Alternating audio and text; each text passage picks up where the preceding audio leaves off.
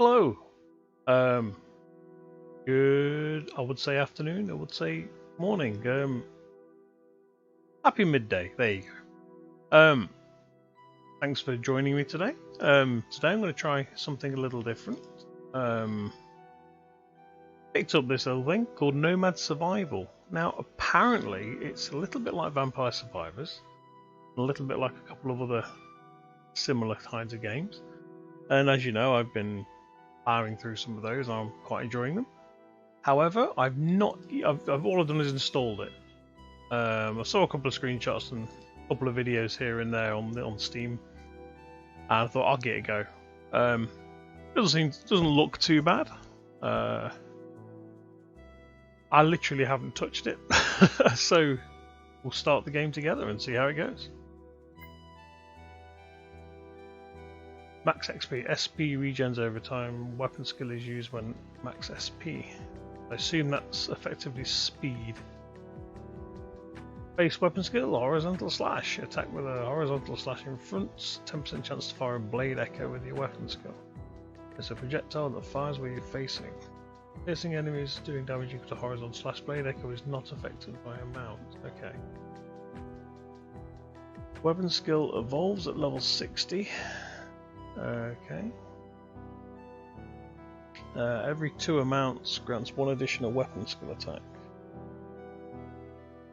Additional attacks and the amount of half damage. Weapon skills from spectral swords do not benefit from amounts. Okay. So we have. Hang on. What? Oh, go back. Ah, right, okay. So, Holy Aura, inflict damage on near prize 1 second. The base damage of the skill is reduced by 50%. Every time your weapon skill is used, attack enemies an additional time with base damage, which isn't reduced. Okay. Okay, so we have Adventurer, Crusader, or Cultist. Base weapon skill is Blood Curse. Curse a random enemy, cause them to explode and die instantly. What?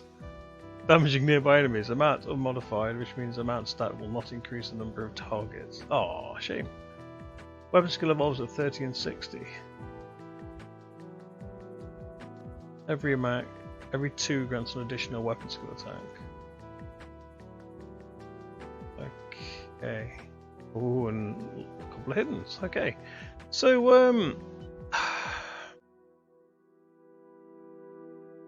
do we start out with basic adventurer? Oh, hello.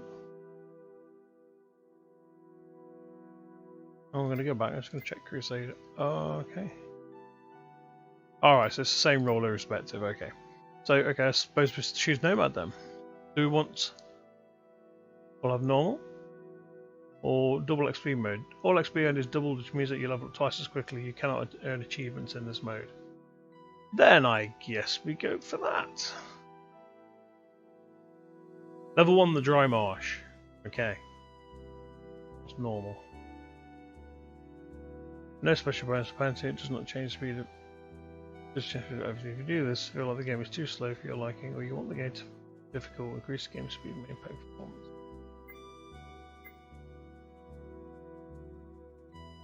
We'll go for normal. I don't really want to be turbo running stuff at the minute. To the south, within the barren marshlands, lay a breeding ground of violent and aggressive creatures. Nobody knows for sure when this all started happening, but I've been hard to try and figure it out. They say at night the worst of them come out. Nobody knows from where exactly. All who have been tasked before me never made it back to tell their findings. With any luck, I will be the first. Hell yeah! Damn right. Oh, what? You can... Okay. That's interesting. You can actually... Increase more time, enabling increasing weapon fan multipliers, further increase by level 2. Okay. What's challenging 1? Your movement speed is increased by 5, enemy hit points and damage increased by 2. Crystallized chest was destroyed within the first minute of spawning or the run ends. Okay, no idea what that is. Oh, no pets or traits. Oh, okay. Challenge 2. Gain 3 hit points when you damage an enemy. Take damage equal to 5% of your max hit points when you kill an enemy. Oh, what?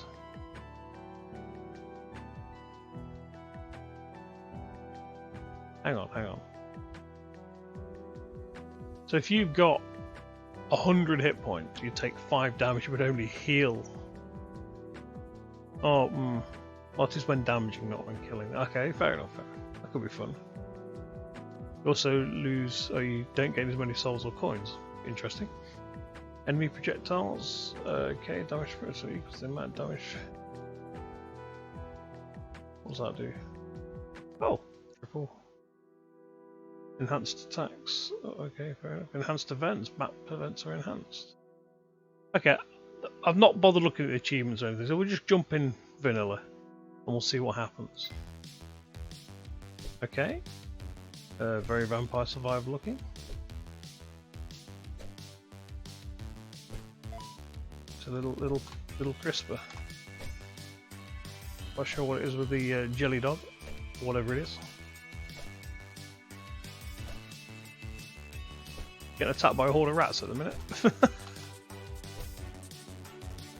Some giant jelly bean, whatever the hell it's supposed to be.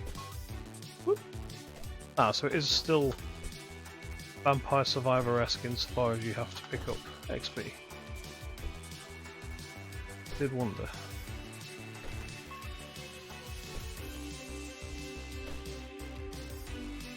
Ah, coins. I did spot very briefly on one of the screens that you do need coins for the meta progression outside. Oh, hello. Prevents a random enemy from moving or shooting projectiles. Amount unmodifiable. Ineffective on boss. Destroys enemy projectiles. Bravery. 30% knockback. Spectral sword. Summons a weapon which mimics your base weapon but with half damage. No knockback and no bonuses from the amounts. Okay. I don't know. Let's go spectral sword. See. Oh, okay. Yeah, that's pretty cool. I did notice I hit an 11 down there as well. Not quite sure. That was intentional. Purple one down there. Plus 1% instant kill chance. Okay. Critical chance. Heard an explosive fireball. Under a circle, enemies walk into it are damaged. Go with fireball, that sounds impressive. Sounds impressive, whether it is or not. Okay, we've not even killed the first red jelly bean guy yet. We've got a second. No. Ah! So I'm going to run across for that there XP, but here we go. Hourglass. Plus 10% duration. Okay, I see that means for everything. Lightning bolt, inflicting damage, negates incoming enemy attacks, become briefly invulnerable. No, I'm not going to bother about that for time. Let's go with curse. Oh yeah, they do explode. Okay, that's cool. Right, I need to. Picking these things up is a little bit. There's no kind of suction to it. You've pretty much got to stand straight on top of them. Not very generous with the old pickup range. Conjure a rotating orb. Roaming weapon that fires piercing projectiles. Okay. I'm gonna go for the rotating orb. See if that helps.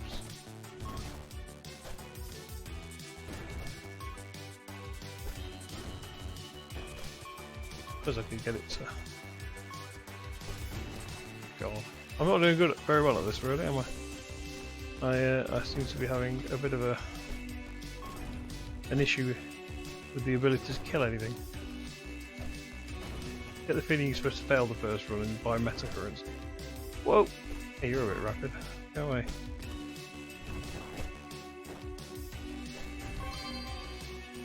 Lightning strike, vitality, emits a piercing ray which rotates before disappearing. Go on then, we'll check that out, see what that does. Whoa! That's pretty cool. Base damage, duration. Go for duration and see if that actually increased. Oh, okay. So that's slowly rotating like a clock. Whoa, that is pretty damn effective.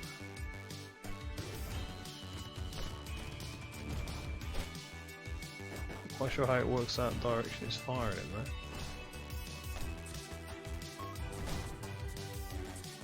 Seems to be pretty arbitrary.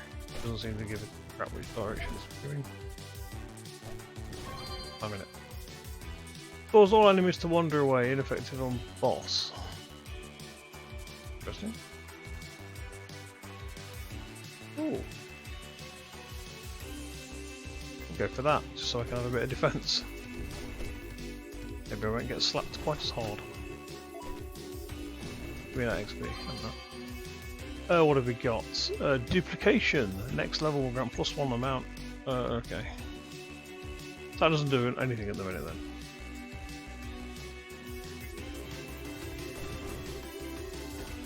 Oh, unless it means I can get... Yeah, let's go for XP gained, because that should let me level a bit quicker. In theory. Okay, now we're being chased by weird dog things. Don't ask what the hell they are, I have no clue what's going off. I'm still avoiding stuff from the very first wave. Those little rats. 1 defense. 1 defense equals 1 less damage received. Oh, hello. Yes, please. Regen, you say? Thanks. Might want to be getting movement speed as well, actually, because those little guys with sticks are a little bit more rapid. Nice. Oh, that melts on a fair few faces. Nice. Give me some of that there XP, I believe. There's a nice red crystal there. Seems to be enticing me over, you know, red button style. Ooh, a lot of XP.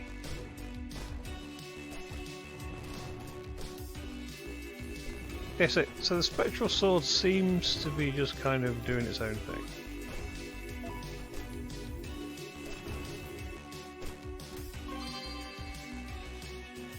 Oh, miniaturize. Okay. Wave of powerful energy swoops the area. Okay. Yeah, we'll check it out. We've no idea what these things do, so we'll just keep buying. Whoa! We keep buying random stuff, and it's the best way to see what it does. What, isn't it? Just buy a bit of everything, and then once we have a clue what's going off, then we can hone our lack of skills. Oh, icicle barrage, more orbs. Passive ice. I'll go with icicle barrage actually. Sounds like fun. And I have some kind of limited range projectile. I can live with that. Or crystallized chest has appeared. Inflict bonus damage based on crit damage. Okay. Passive size, negating. I'll go for the shield. Oh, okay, so now I have a little shield around us. Cool. I'm gonna run up here for this chest. Yes. You gonna melt in? Yes. Oh, no. Okay, the bats are a little bit tougher than I thought they were gonna be.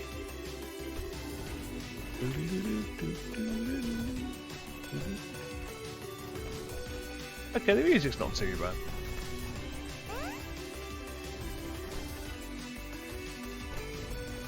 Oh, you gotta actually destroy the chest. Look at that.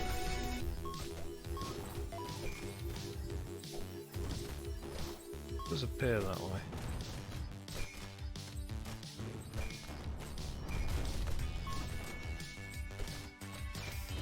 I'm doing damage to the chest at least, so that probably means I do have to destroy it.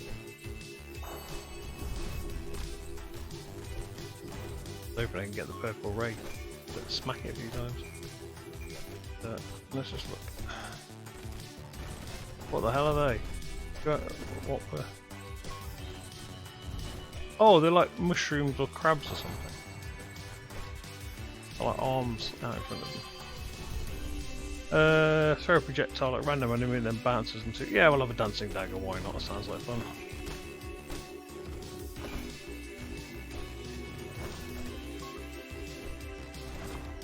Okay, the little mushroom crab-looking things. They're kind of cool. But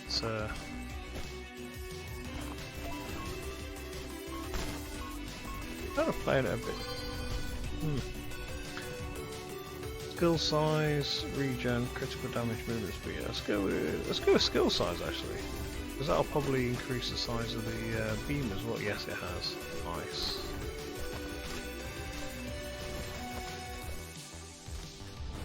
Oh, I can use keys or I can use left mouse. Okay. I'm gonna go for that chest. I just need to get enough. More orbs. Yeah, more orbs sounds good. Give me the orbs. We can pay. Right.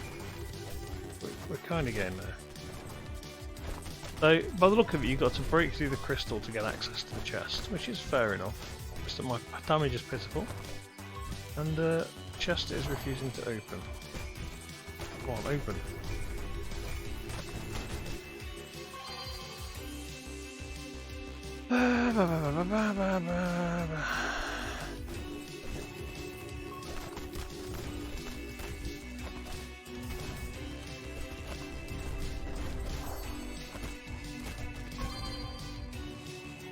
Passive defense, passive shield. Oh, I could try that actually. And that might give. Every so often it's just proc. I can get a few hits in there.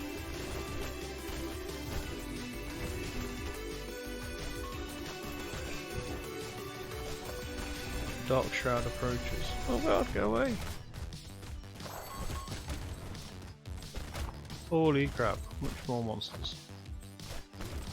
In theory that means much more XP. But I'm having real issues killing stuff, so not that useful. Not at the minute anyway. Yeah, my damage skills are not good.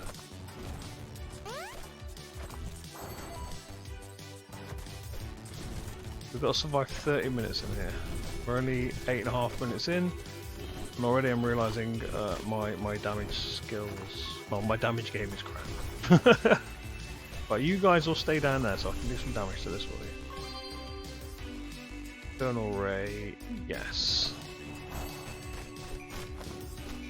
Oh, go away.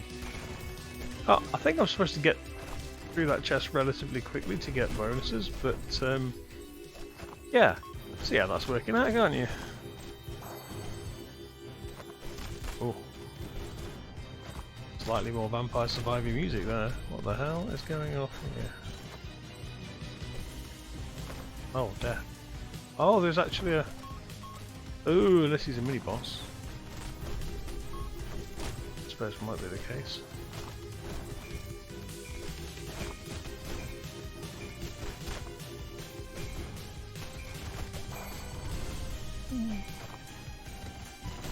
That guy shooting at me, or am I shooting at him? I can't make out.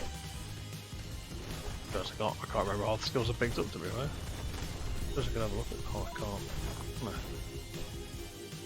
Maybe I can examine them. I'm not sure. Ah! Go away. So I've got this big guy chasing me. I think is like a mini boss. And then I've got the other thing. Oh, defeat the Golem Gotham. Golem Gotham. Golem. 20 critical damage plus. I'll have to go with passive study because any XP I pick up, I need to be much more. Death Sting, +1 skill. Great Divider, throw a massive sword in the direction you're facing which pierces all enemies. Okay. Oh, it is a massive sword. You're not wrong.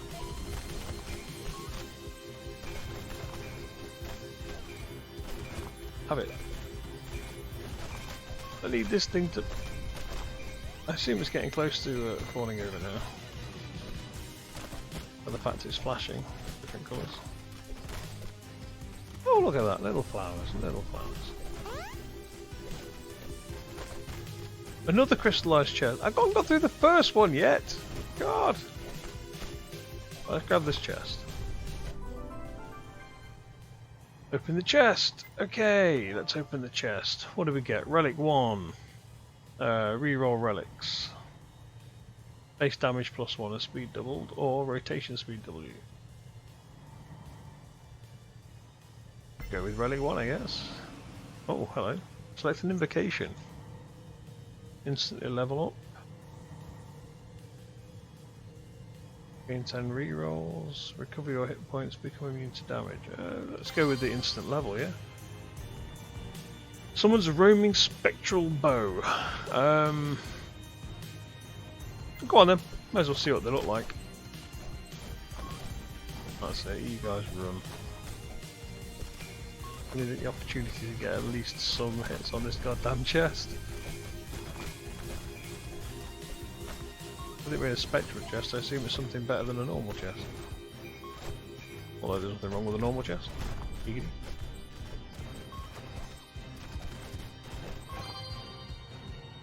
More damage? More damage? More damage. Yay, we got through it. Right, we get to open it. Is it just a normal chest? Yes. Oh, relic 1, what's that? Magic missile, pierce +1, size. I don't think I've got magic missile. Oh. Oh. Yes. Oh, okay. Fair enough. We'll have that one again then. Damage an enemy which bounces to 2 other enemies. Skill modifier increases bounces. Okay. I'm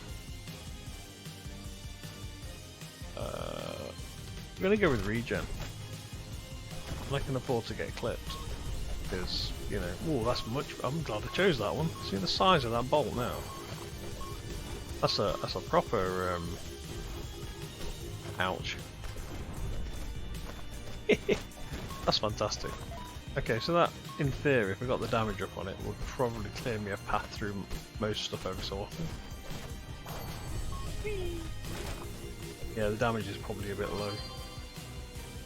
Icicle barrage. Yeah, we'll have more icicles because they're actually quite good. Well, they seem to be. What's that thing floating around? All I'm doing at the moment is just dodging stuff. I've not really paid much attention to the stuff that's being thrown out. What's that spinny thing? Is that the bouncy thing? Okay, stuff's dying very easily now, which is nice. Ever since I got that plus 20% damage up thing, seem to be carting it. Nice, very nice.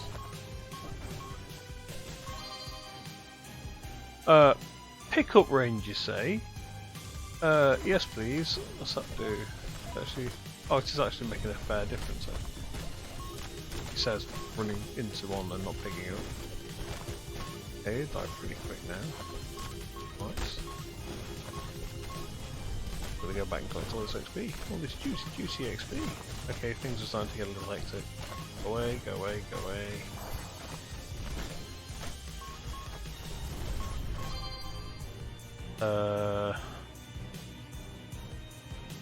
Yep.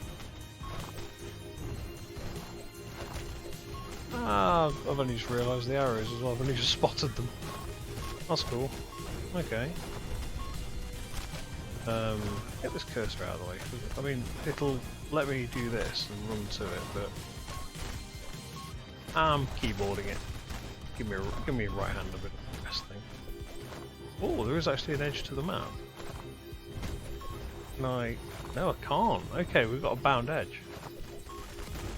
That's nice. So we have actually got an arena, not an infinite kind of Vampire Survivors Part 1 running around. Oh, we'll go for some extra hit points, I think.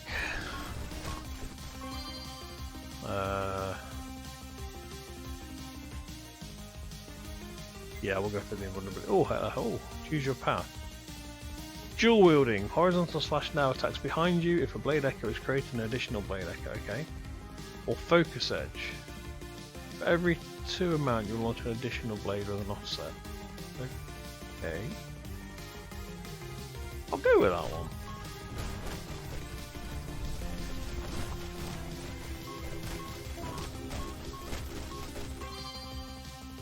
curious wisp.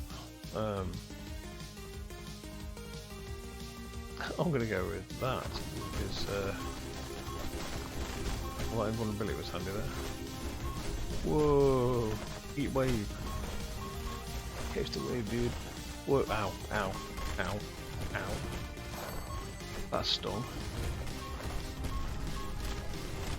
I think I was hoping that the beam was going to do some heavy lifting, and it just never turned up.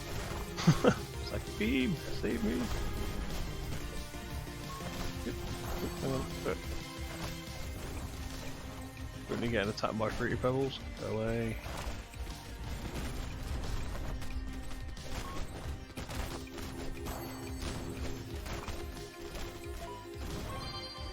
What have we got? Expanding or contracting wisp.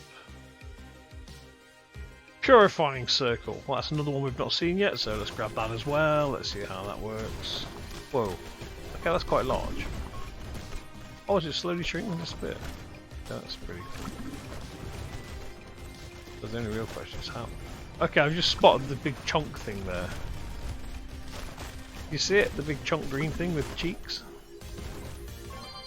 Looked like it was trying to spit something at me.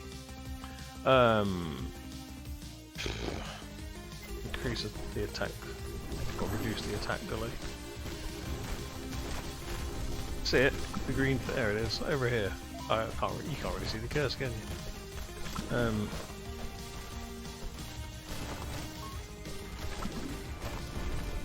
The beam only seems to go to the top one. It seems to be stuck on the left hand. Ah, there we go. You very rarely get it outside of the left hand side of the character. Right, little green chonkers. There he is, just at the top. Persistent aura damages all enemies, doesn't knock back. Okay, we'll have a bit of that. That guy. Look at him. Look at him. Chunk. Gelatinous chunk.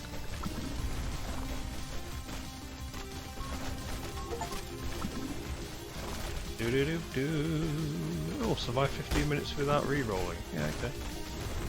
That's not that hard to do by the look of it. Mainly because I haven't got enough XP to level up enough and I've got no clue what the hell half of these things do. Of course, I'm managing it without re-rolling. Don't know what I want. Don't know what I need. I have no clue. Grab everything. It'll be fine.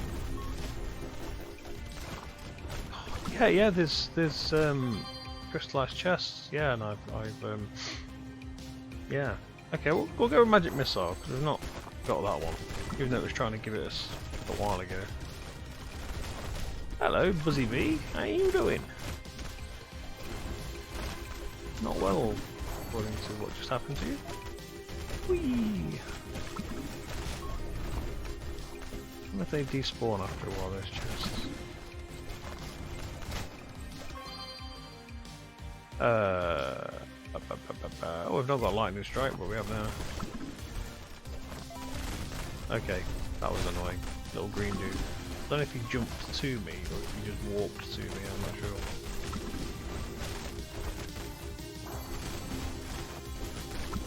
Got a lot of hit points, look at him that.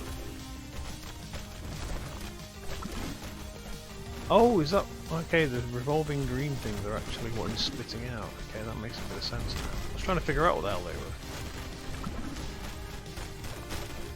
Probably do a movement speed as well, actually, because I am getting run over by these flies.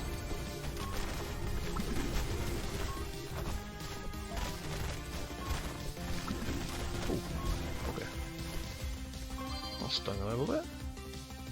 Yeah, let's go for additional XP. Yes.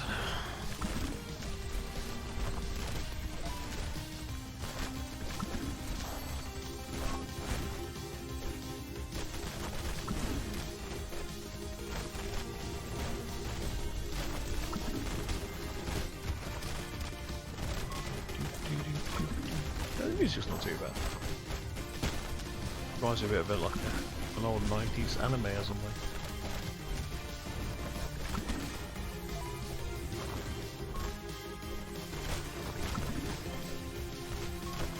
The hell are they?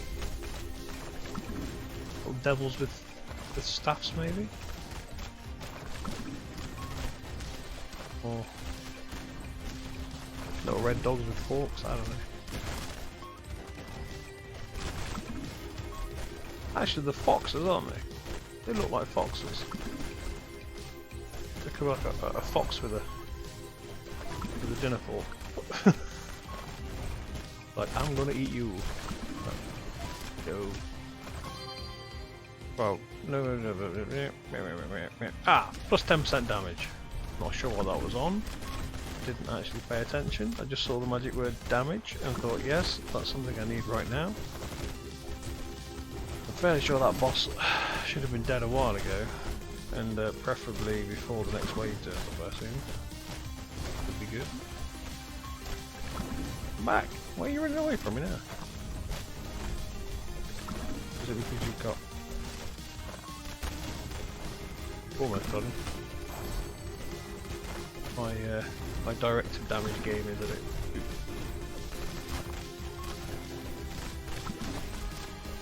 Have it. Yeah, eat purple. I'm having that chest. Open that chest. Do I want entangle? Or do I want... Ooh, let's have... Use relics. Oh, okay. Yeah, we'll go with that one. Instant level. Yes. Colourless griff skill size. Yes, we'll have a larger AE. So hopefully that will help out no end. Now the fox boys have shields. Thanks. Some of them. Okay, that seems to be working.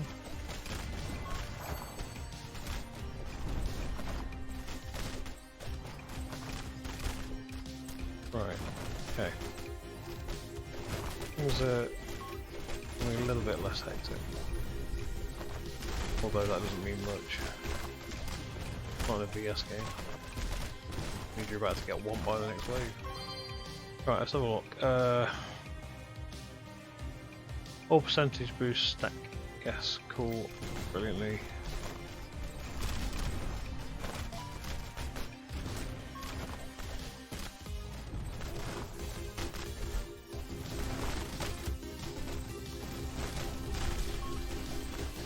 Ooh. Little blobby boulder guys, maybe.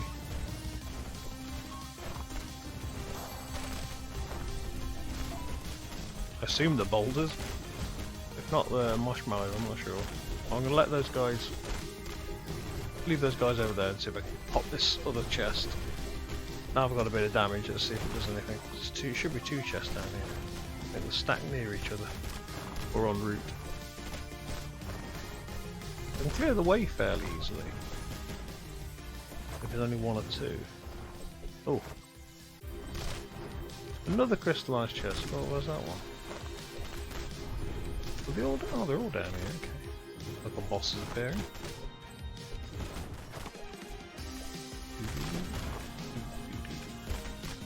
Oh, there's a poppable there. Alright, there's the other chests. They're all down here. Okay. Assuming this is the earliest one. Earliest? Nearest. Possibly. Oh, not earliest. Oh, they're all about around the same area. That's cool.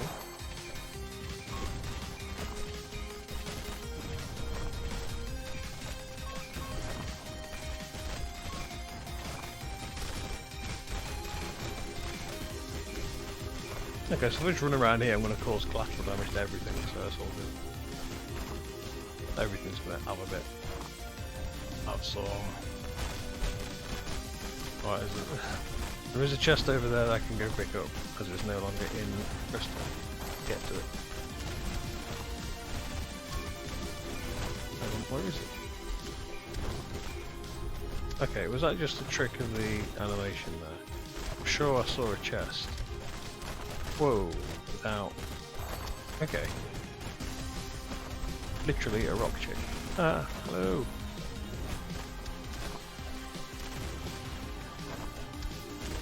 Not quite sure what that meant. Oh! Just a little explosive thing. Oh, what's this? Mimics your first weapon scale evolution if applicable. Miniature purifying circle follows you while active. Okay. And yeah, I'll go with Destiny, why not? Damage an enemy bounces to others, skill now and modify increases. Okay, let's go with lightning shot. I think we've already got lightning shot. Already. Oh no, we didn't, did we? Or did we? I can't remember. Oh, I thought I'd popped this one already. Oh, these guys have got a lot of hit points.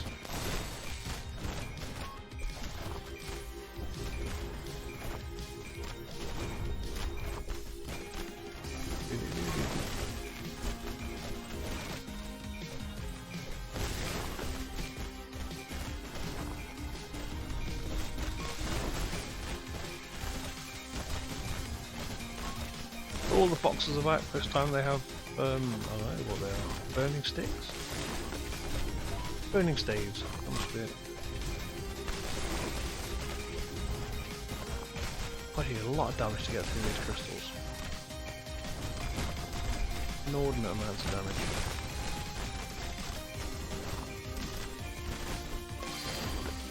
Have a look. Let's go with the insta-death. Let's see if we can kill some mobs off quickly by just having them fall over when they get slapped. I mean, I'm hitting mobs fairly frequently, so some of them should be dying randomly. I assume. You know, if it's 1% for every 100 mobs hit. Hang on, did that thing just push that chest? I think it did. Yeah, that's interesting. Interesting if that's what happened.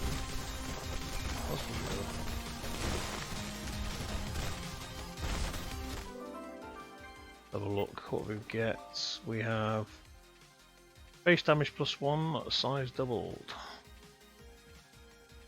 Or spectral bow. We'll go with that. Oh, we get another relic. This +1 size. Rate of attack is quadrupled.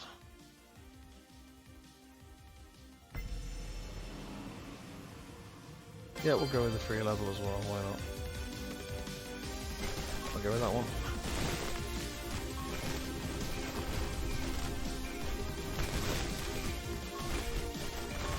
Okay, that's getting a bit risky hanging around there. Whoa, whoa, whoa, whoa, whoa, that's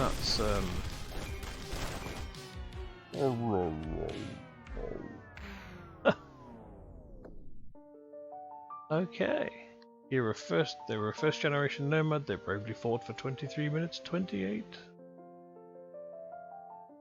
Okay. Wait. First generation, fought for 23 within the dry marsh, playing at what? Does this mean it keeps track of your entire run? Hang on. Oh, unlocks. Heritage, yes. Sticky Icky. And the Crossroads.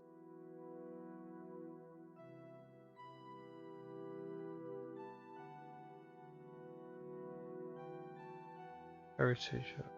Oh, that's a level. Okay, so we'll unlock those then.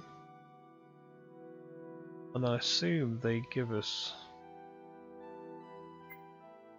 Let's have a look. Oh, this. Oh, okay. Right, got you. What was that? Relic rerolls, invocation. Okay. Alliation. +1. After you damage, take a number clears damage enemies based on. Okay. Rare item. Okay. Interesting. So similar to the way the other stuff is onto the game. I'll go with that as well. Why not? And we've got 212 left, so maybe just spread it around. Can I buy anything for 56? Can I buy anything for 56? No, it's 60. Okay, so we'll go back. So that's all pets. Oh, what? Once selected, the skill tree for that pet will be displayed. Souls are your primary currency, which are earned by killing enemies. These gemstones, which are required by map modifiers for key traits, you cannot reset currency spent on pets. The pet you select will be the one taken with you into battle. You are not permanently locked into your pet and can change it freely on the screen. Okay, so box.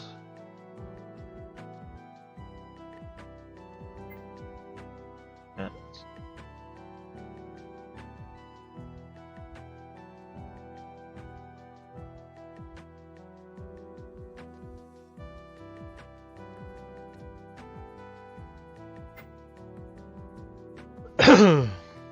Okay.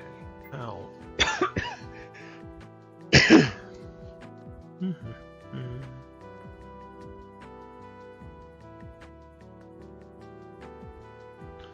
Interesting. So they've all got their own unique abilities. That's kind of cool. Leftovers. Every 30 seconds, increase player's hit point regen. Okay. Order. Items slowly magnetized towards you at all times. Oh, that's nice. You know what? I might go for raccoon. Now I know such a thing exists. Wow, what the hell does this thing do? Oh, it's a defensive one. Defenses and hit points. Enemies run into a player with damage based on the player's current... Oh, player's damage and max HP. Okay. Hit damage up. Defense. Hit points.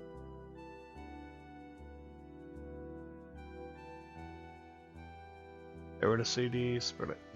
Every 30 seconds, increase defense for retaliate. Okay, that's nice. I'm gonna go with raccoon. I can't buy anything because I don't have any gems or souls. Oh no, I have souls. Okay, how the hell do I earn souls? Was that how many kills I get? Coin bonus, passive trait. Okay. Pick up range, pet depth. Let's go with that. He's...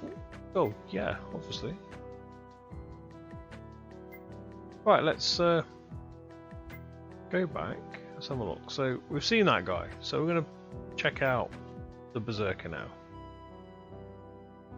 Oh, special effects inflict double damage, but hit points lost cannot be recovered in any way.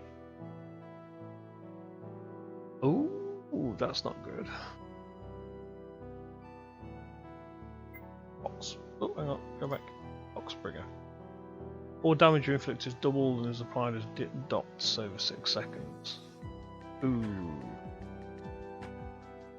Ooh, bad.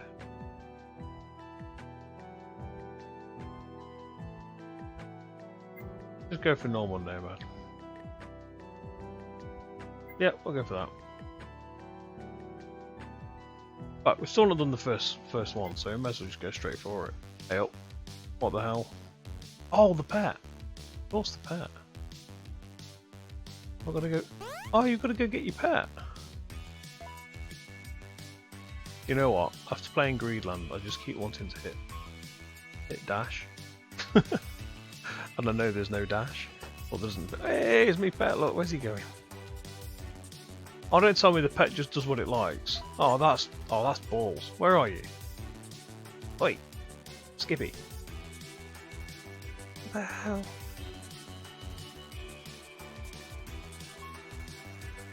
So you got a pet that doesn't follow you around, he just goes off and does his own thing. Oh crap. not as good as it sounded. Right, let's think what we had last time. Right, lightning bolts seem to be very good. Let's just use this odd. Oh, skill size. Yeah, let's have a larger AE that seems to kill everything at the start. With some very interesting free XP. Yeah, let's chain light shock. Okay, things. Who is this? Where does this AE come from?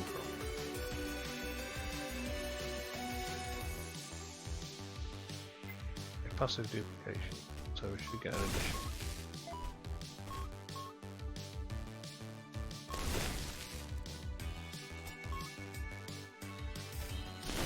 Oh, of course! I've just realised that this is the Crusader, isn't it? It's not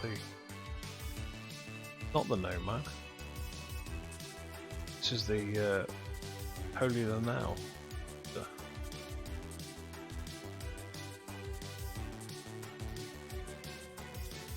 Well, we'll get that for increased pickup range. Oh, that's more like it. Okay, this guy is kind of easy mode at the start to get stuff. If I picked this guy at the start, I would have probably done it. Yeah, we're going to take the silly turtle thing.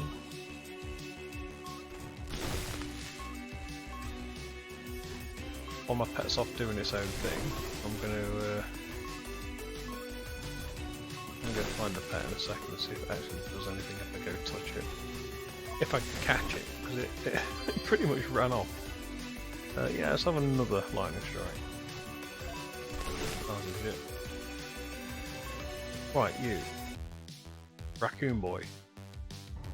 Where the hell are you going? Wait. Is it going to be one of these ones where you run up to it and it legs it? Where the hell are you going, raccoon?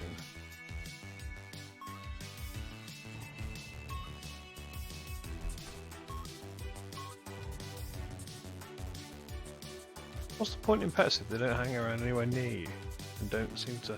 Wait, you, where?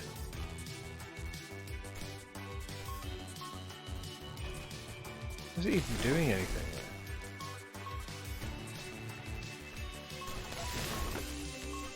It doesn't look like it's actually hitting it.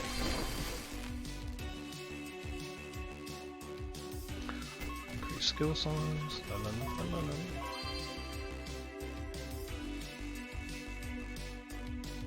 Yeah.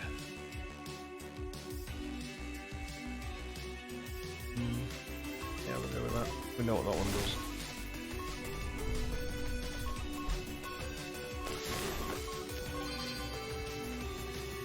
Pulls almost all the way, fix one boss. Try and tangle. That's one of the ones we didn't pick up last time. So we'll see. Oh, okay. Stops it firing and also holds it in place. Nice. And when it's done, it does an AE or something. That's the additional one you have.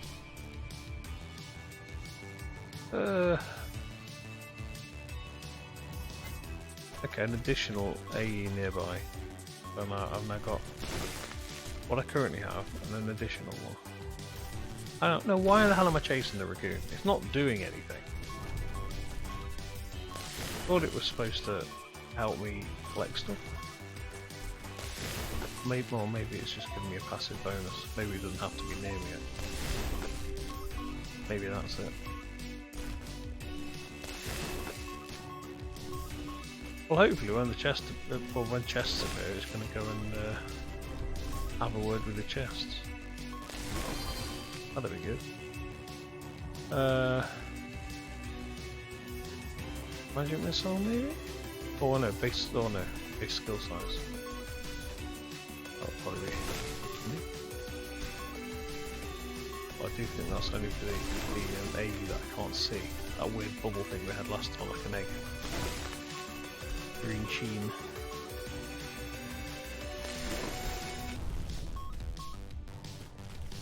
Okay, lightning seems to be lovely and broken. Like lightning. Does seem to be a very easy mode thing, especially when you've got this AE up. So it's just kind of walking over everything. Right, what we got? Critical damage, but I don't have critical hits.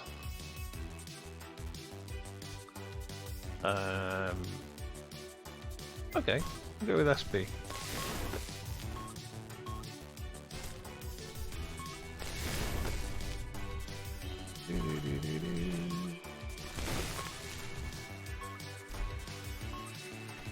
From what I can gather, your SP is literally your attack rate.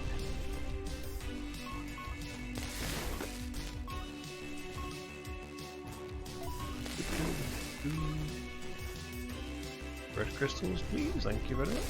All those big yellow and orange ones, they're kind of tasty. Plus SP regen. Bounce. Do we want another chain light shock? Yes, yes we do. And it gives another base damage, so of course we do. I think the first chest appeared at the 5-minute mark. Could be wrong. Yes. Okay. It's every 5 minutes then. Because at the end of it we had 3 left over. And we were 20 something minutes. Gotta be really, hasn't it? Yeah, let's go with movement speed. Let's get slightly faster. Guess we can keep up with the raccoon now. If we want to keep up with the raccoon. Do we want to keep up with the raccoon? Not like it's doing anything for us. Do do do do do.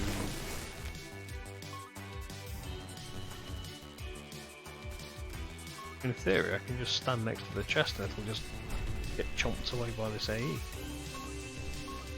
Let's go test that.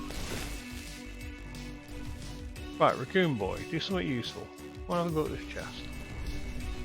So he's kind of running at a slight angle. Maybe that's what he's doing. Maybe he's actually running to the chest.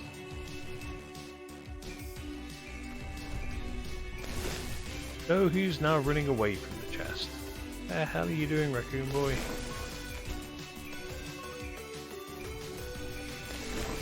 This guy has no innate attack, it's just that AE. Right, I'm going for the Great Divider because I need some sort of focus damage. Even if it is just to hit this chest.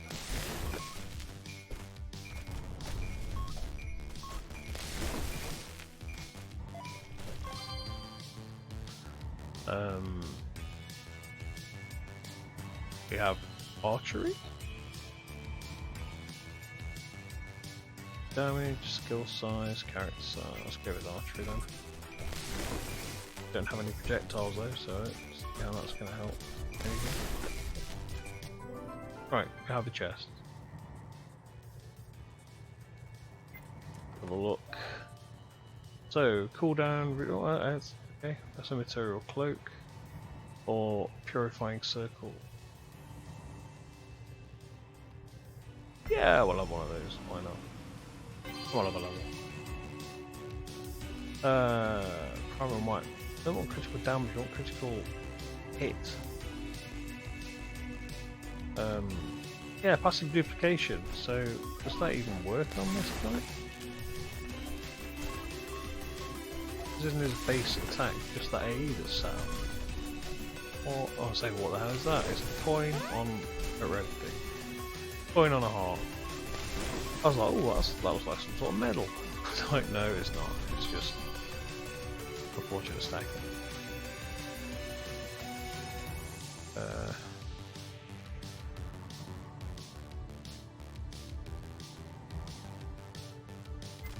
I go with the vitality thing. It's extra hit point.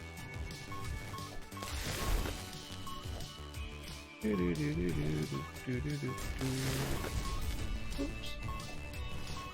Right, who is the initial? Oh, it's Column Boy. Well, I can just melt him down with the AE.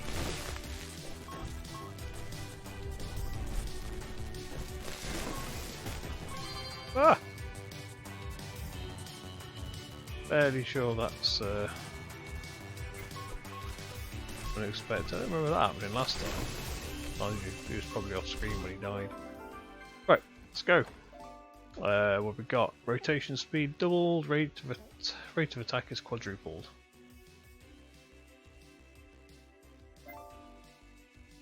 Material recorder. Base damage and speed double. Yes. Wait, please. Buckler, Magic Missile. That one. Do-do-do-do-do. The hell? I'm wondering if the pots actually respawn like they do on PS.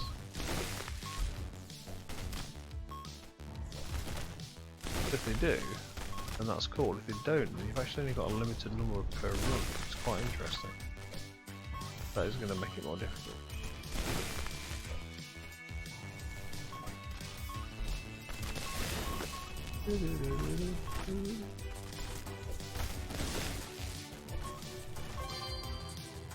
Right,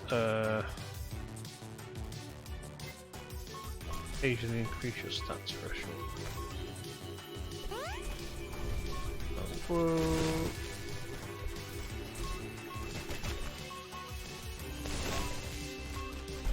That was a large amount there. Right, raccoon boy. Not done anything so far, so what are you doing down there?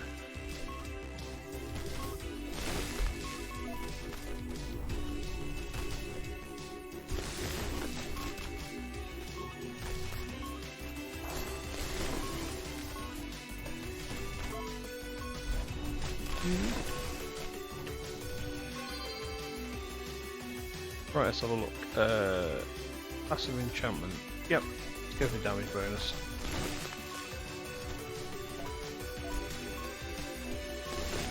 It's a passive and it doesn't say it affects one thing, so I assume it's affecting everything. Dark Shroud approaches. Dark Shroud. More XP please. There's a farm this while I can, before things get too bad. Oh yeah, and then the next boss turns up shortly after. Cool.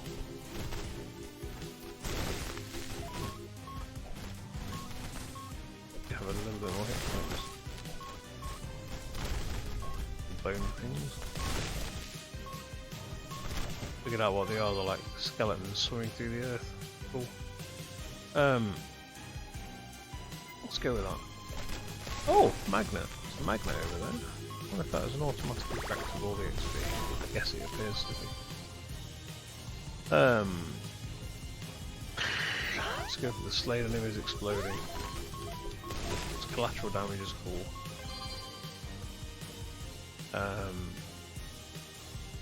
Rotating orb, massive circle. Okay, let's go for rotating orb. That did seem to be kind of beneficial last time. Wow, stuff is dying. I'm quite impressed. I honestly didn't think we'd be doing so well on the second run.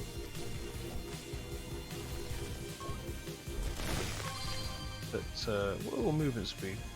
Skill size, negate, go for a faster lightning bolt, obviously. Since we went with it as our main weapon, seeing as the only thing we have other than that is unfortunate AE. Although the AE is doing most of the lifting, to be fair. I mean, the lightning bolt's doing all the big damage, but this thing's just chomping through stuff quite nicely now. Doop doop doop doop. You get this chest. What is it? Oh, I thought the cat. Hang on, did that just slide too? Oh, hang on. Doesn't the cat make things attract to me? Right.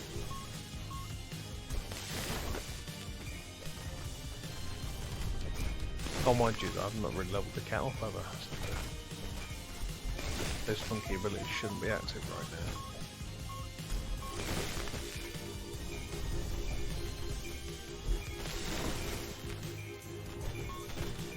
At least the chest is getting opened a lot more rapidly than it was on the last run, where we really weren't doing any damage to it at all. I mean, the fact we were like half of the level's duration in before we got the first chest open, and by that point, a couple more had turned off. That was a bit abysmal. really. Even by my standards, that was rubbish. We didn't do too well on that. Let's have a look. Oh! It appears to be raining quite heavily. Interesting. Let's have a look. Infernal Ray, insta-kill. We'll go for Infernal Ray. Oh, hello. Holy Aura now inflicts 100% base damage on enemies. Every time your weapon skill is used, the additional attack has triple base. Oh, okay. That's nice. Smite. Unleash 5 rotating hammers. I'll stick with the Aura. I'll try Smite out another time. Because the Aura is really good. It's really paying for itself at the minute. Thank you. What have we got? What have we got? That's that sword, isn't it? Great Divider. Or do we want a Fireball? Fireball explosion, nice double. Well, we don't have Fireball at the minute.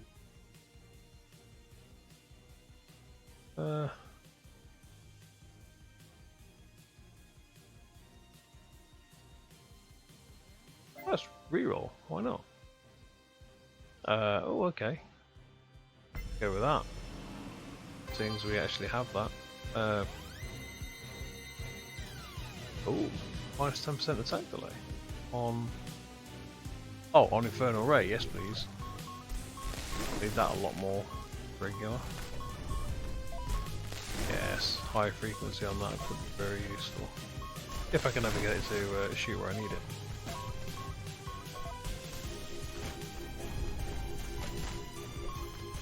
It is very random. Negate enemy attacks, briefly invulnerable. Yes, I will go with that, just so I've got some kind of defense.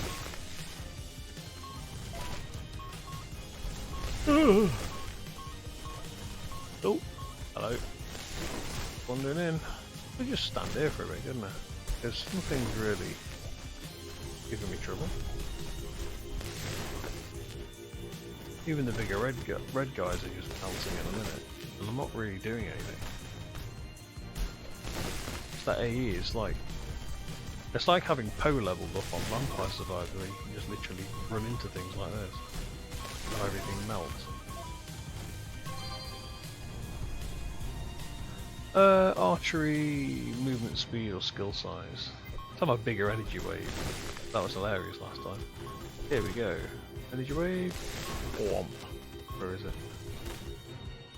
Oh. Energy wave. There we go. Jesus. Okay, that's pretty cool. That was a lot bigger than I thought it'd be.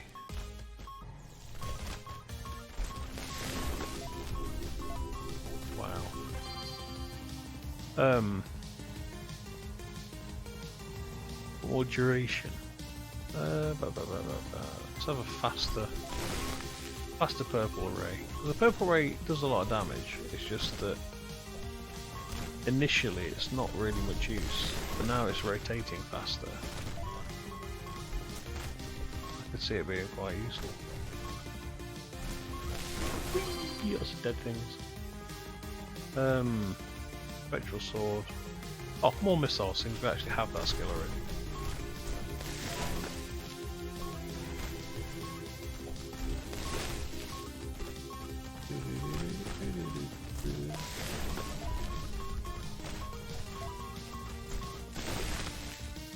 Oh, things are definitely melting in a fun way. That's fun for me. I'm not dead yet. Ah. Get close to the 30 mark, I'll definitely put clenching moments. Whoa. Okay, the rain outside sounds pretty epic. It looks pretty damp too. What have we got? Icicle, Barrage, Entangle, Archery or Stamina? Okay, we'll go with the Stamina regen. Go with XP gained. Summon a roaming weapon to fight. No. Let's go with that. The lightning shocks even more often. Right, let's look at little fudgy slime. See if we can kill him pretty sharpish. Last time we were chasing him around for like 5 minutes. Let's see if we can kill him a lot quicker.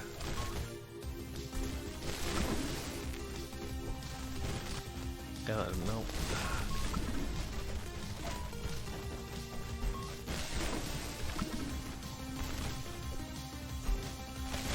It's like a green Kirby. That's what it reminds me of.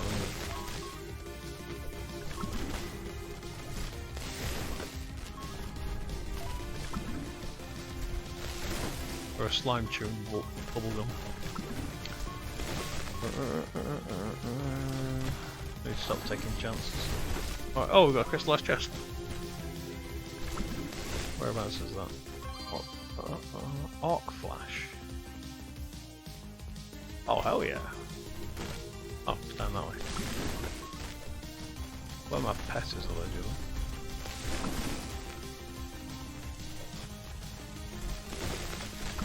So, slap the green thing over. Don't mean Yoda. It's the other green thing.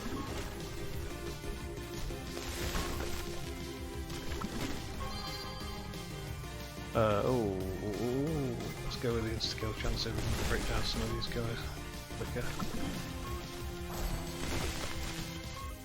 Ooh. What about his little rotating green thing? Stings.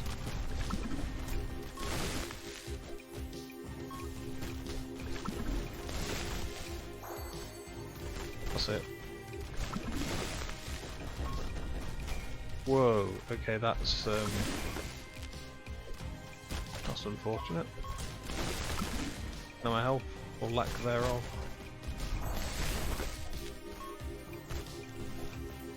What's it, get a bit of regen.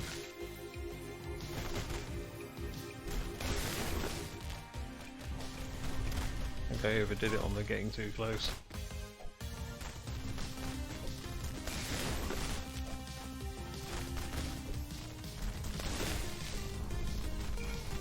All that just because I was trying to get a couple of the shots in on the boss.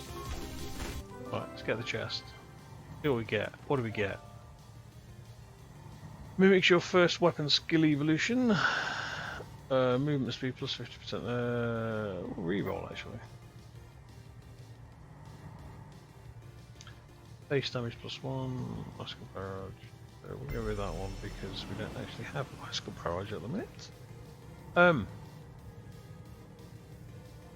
Let's go with that. Oh, 10 seconds of immunity. Really? Nice. Go with that. Just take advantage of that. 10 seconds. Nice. Say 10 seconds. Now I know that it turns you purple when you're immune. I'll know just to look for the purple next time.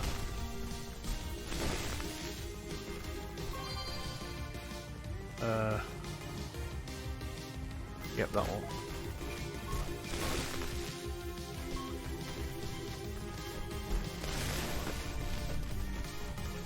The tiny blue circle inside that big. Oh, there's a blue egg-looking energy shield in there. And that's the other A. You get the range on that increased significantly. Go with explode on death. That might be a good one. Especially when there's large groups. Because, not yet like that, it just takes things out.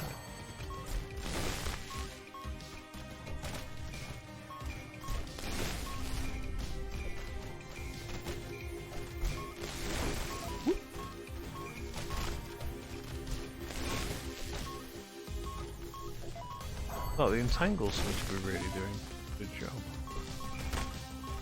I'm impressed with them.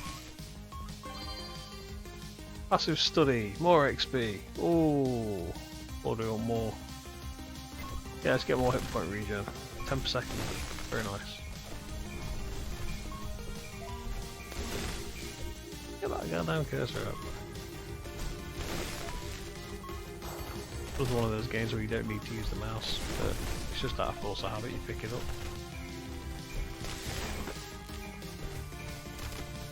That's it, Fox Boy. Hi.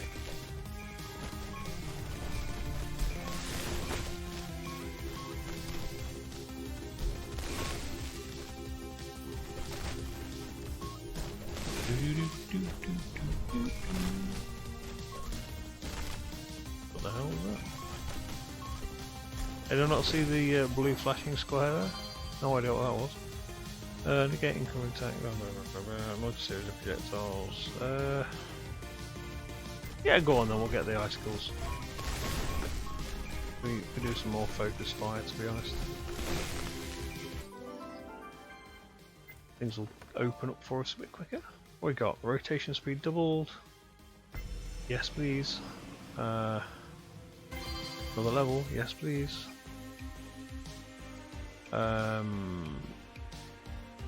Damage. That's better. See, the beam's now becoming much more useful. As long as it fires on the side you need it. Damn it.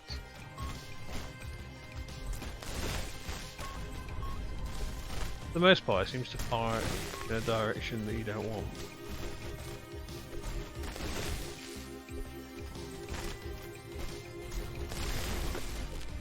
Doop, doop, doop, doop, doop.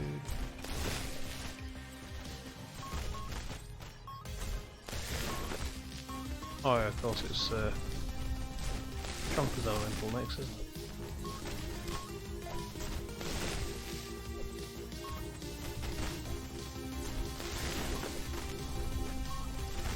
Still failed to see what the point of the pet is. Just buggered off. It hasn't done anything, it's just, I'm off. Damn you, pet. Why do I even feed you? It's just ran to one corner of the screen, it's just hanging around there. Oh, I say screen level. Oh no, no, it's on the move now, it's over here. Oh, is it just running between chests? Even though it doesn't know where the chests are. Nope, apparently not. It's just on a roll doing its thing.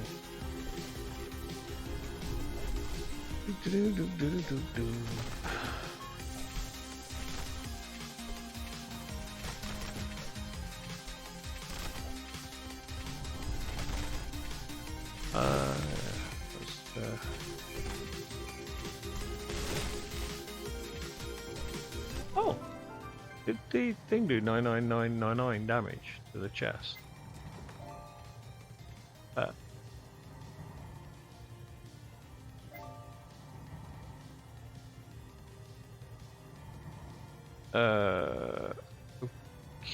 Okay.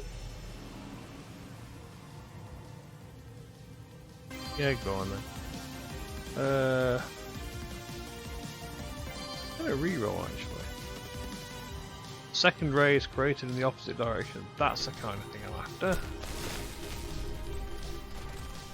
A bit more useful now. If we got that on the first round, I'd probably still been there.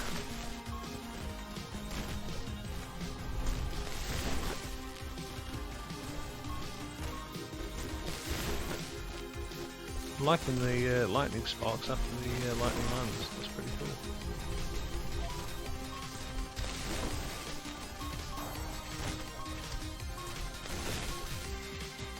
And the little warning sign is like a little spike ripple about the ground.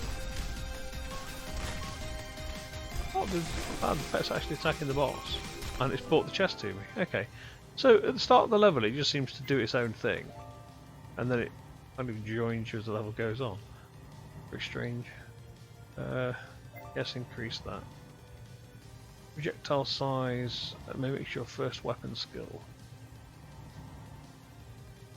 There's no point getting the mimic weapon skill if we don't know what it does. We'll have another level as well.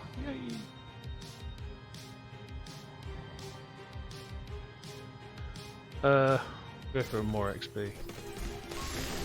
I'll get the regen soon. says I've got no regen, but I've already taken it plus 10 point per second bonus. How that work?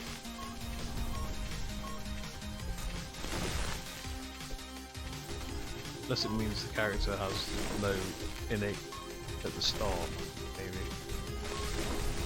Default regen 0.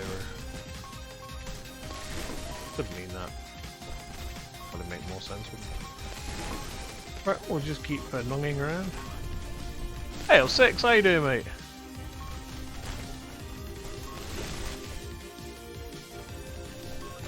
Thanks for dropping in, dude. Sorry to hear you can't sleep. So you come to watch me to get you to go to sleep. Okay, I get you. Yeah, I'm boring enough. It'll work.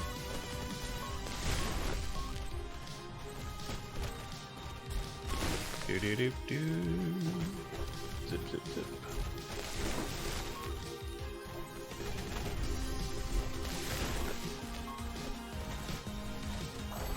Oh, let's have a look what we got.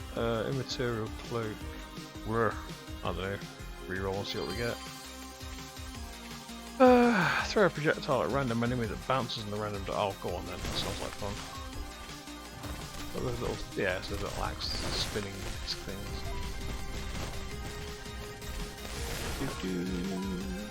We're doing better on the second run. Second time round, we're not getting our asses whooped quite as quickly. So a lot of that has to do with this AE, I think. Things at the start, you can literally just nosedive at things, not get hit by anything, and just harvest all the XP you want. It takes you up for 5 or 10 levels worth of free XP, which is quite broken. Although maybe that's the idea behind this character, I don't know. Whoa, okay, things are getting a bit close. We'll just back off. No, really, just back away. Thank you. Yeah, that's all getting a little bit too. I need help. Things are. Yeah. Come on, fox boys, go away. I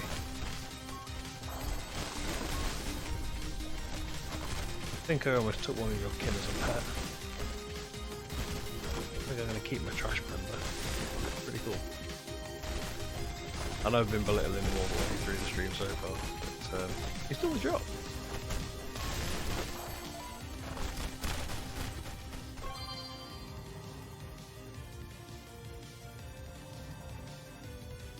Oh, that sucks, dude.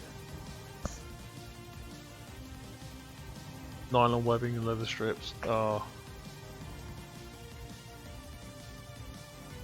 That's what stops me half the time doing anything. I go, yeah, I'm going to get on with this, and I'm like, hang on a minute, I'm missing, oh crap, I can't do that, and I need 2 of these.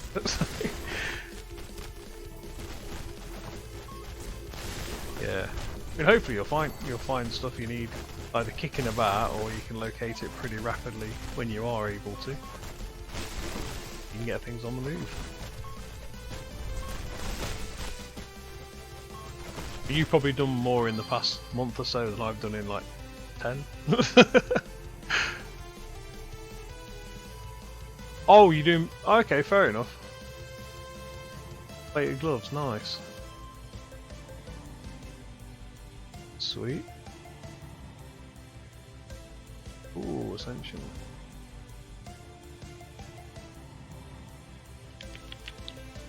Go with that.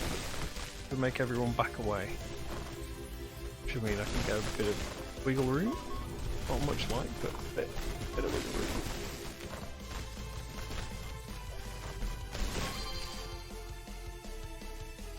Yeah, from a Nurgle Marine, I started off with a massive pair of oversized hockey gloves, and I started doing the chainmail for the actual palm in the fingers underneath. So the actual grip of the glove was going to be like a chain look, but I was just going to do the tips of the fingers and then do the rest soft, so I can actually grab stuff without tearing it up with the chainmail. And then I realised that it actually, once I'd actually done all the fingertips and put them on and used them for like 30 seconds, so I was like, no, this is, even with gloves on, this is ripping my fingers apart. That's not right. They've all got to come off. Plus, there was the safety aspect. So if I fall, put my hand out, and catch someone on the way down, they're going to have like 250k plus, just sort of like pushing chainmail into them. So it's not good. Oh, 1 minute, 1 minute. Let me just get rid of this. Hang on, hang on. Whoa, what the hell? Right, 6. I'm very sorry about that. I don't... Right, I'm just going to have a quick look at that because this mod I haven't put on and it's just suddenly... Hang on. Switch. I can't find a way of turning the goddamn mod off.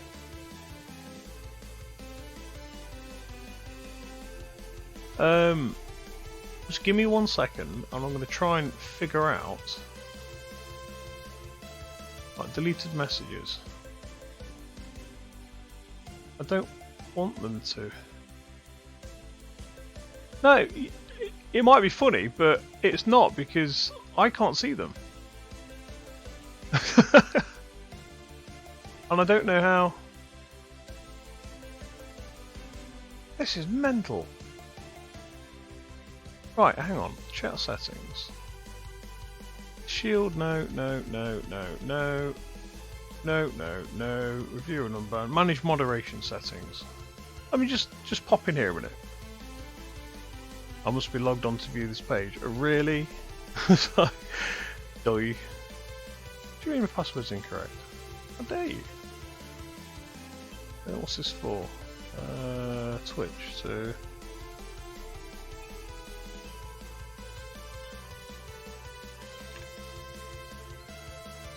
Oh, you're joking me? Okay, right, it's decided my Twitch password doesn't work. So I can't alter anything. What the f... Right, I don't know what they've done. It looks like they've updated something. And because I had it with someone else the other day, where it just moderated them straight off the bat, and I never even got to find out what they said until after the stream. Yeah, just don't say pitter, yeah. Or puta. Pain in the ass. But yeah, I can go in and look at them myself on deleted messages. Oh no, I can't. Because they've...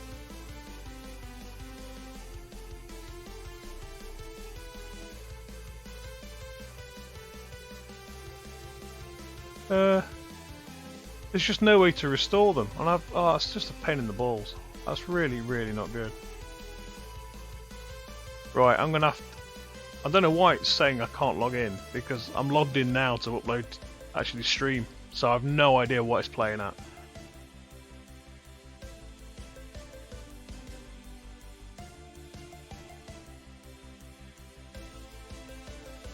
Yeah, well, what I've been using is split rings. But even if you smooth it off, the weight up against a metal ring is just, it's painful even if you've got padding.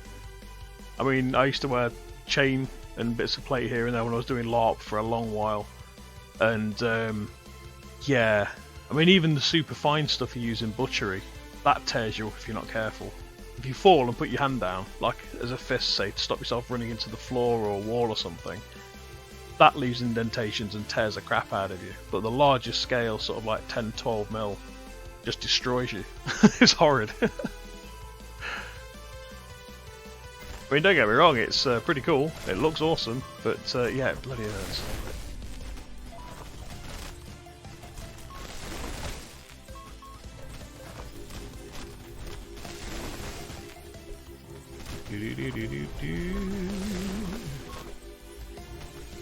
Have it.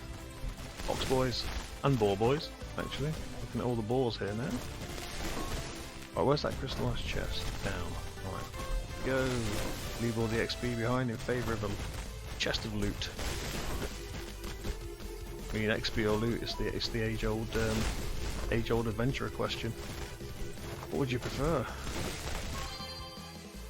If it's a D&D character, you probably want the loot, because let's face it, D&D was created for loot holes. What we got? Oh, yeah, lightning strike, because that is doing most of the major damage output. Ooh, yoink. Well, first edition and second edition, definitely. Oh, for the gauntlets, or for the rings. Wait, for the plates of the ring, sorry.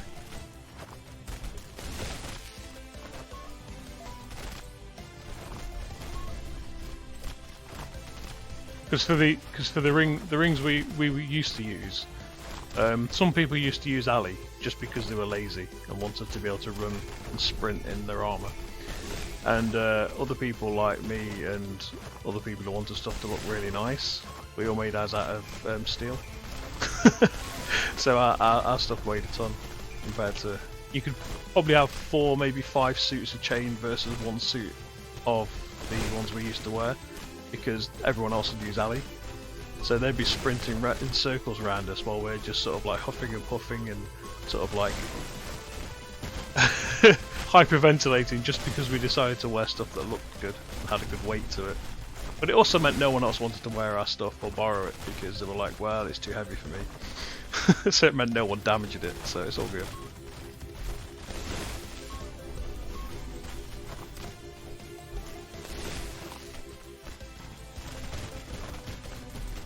Oh, I've got you.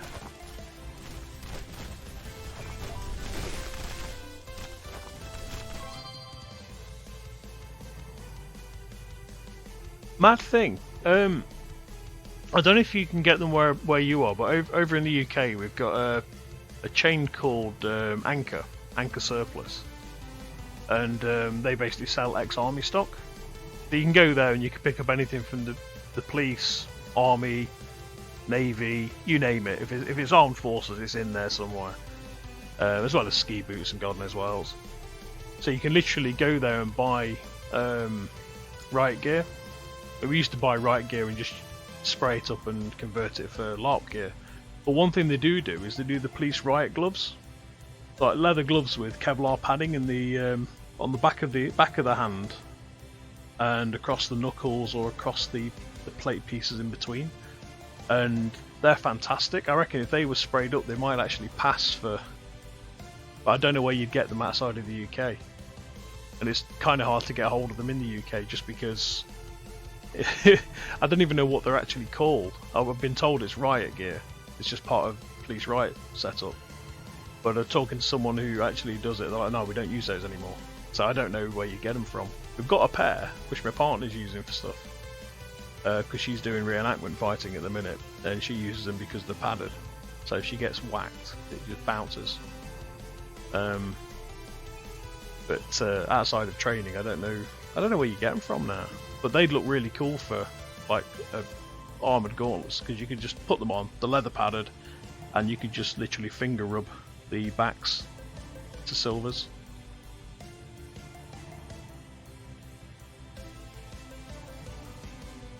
Ah, right. Yeah, I mean, Anchor Surplus was fantastic. I mean, we've got one in Nottingham. We had one. I say we've got one. We've got one in Ripley, which is about, I don't know, about 15 mile away. And the other one was in Nottingham. But the Nottingham one had a fire about 3 years ago.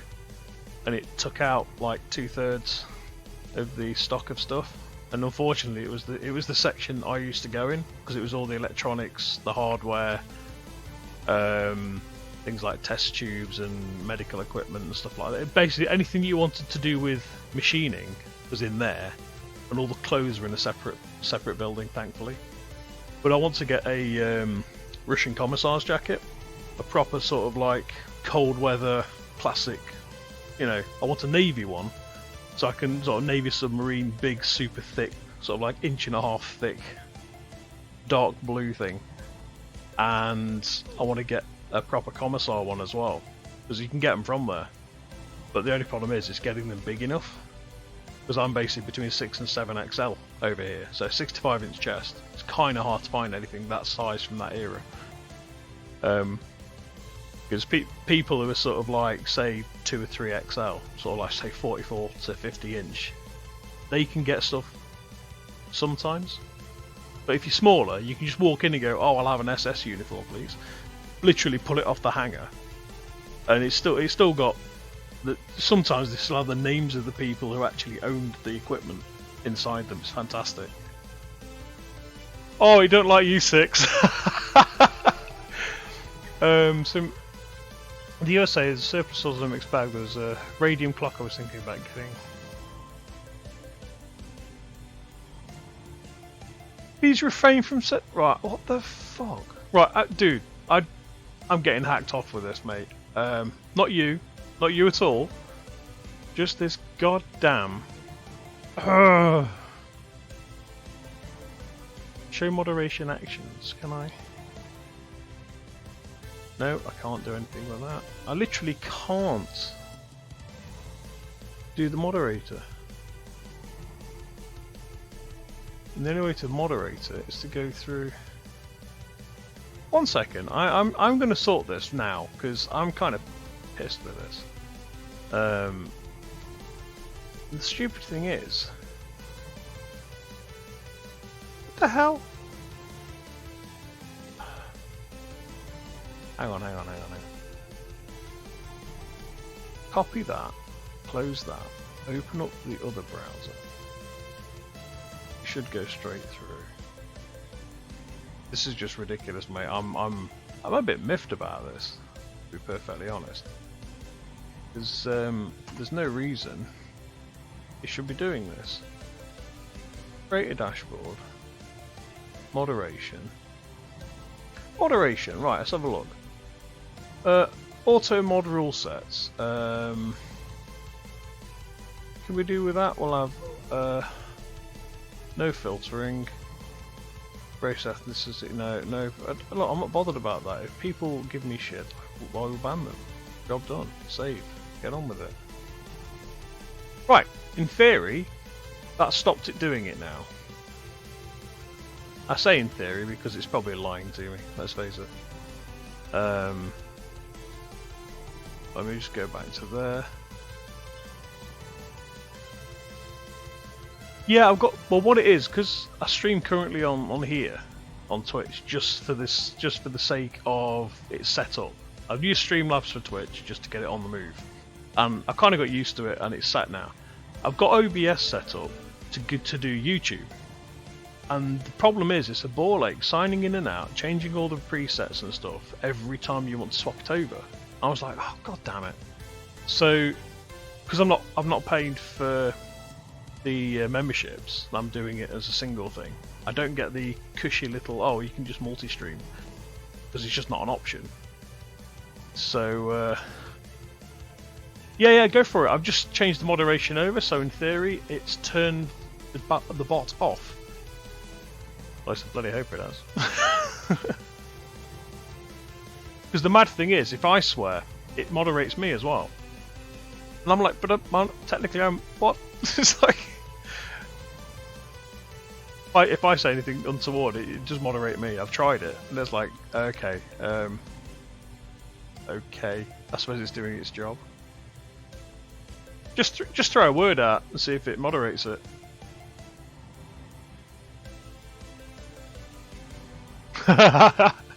Yeah, I've turned all the options off, so it shouldn't be an issue now. Right, brilliant. No, nice one. I'm kind of annoyed about that. Because, I mean, on the stream at the minute, I don't know how much of it is actually kept up, because I can only see part of it. Obviously it's scrolled off. But I'll have to check it after and see what it's actually got done, or what it's got away with, and what it's decided to disappear of its own butt. I'm just really irritated that it's done that, to be fair. Now we're cooking with petrol, damn right.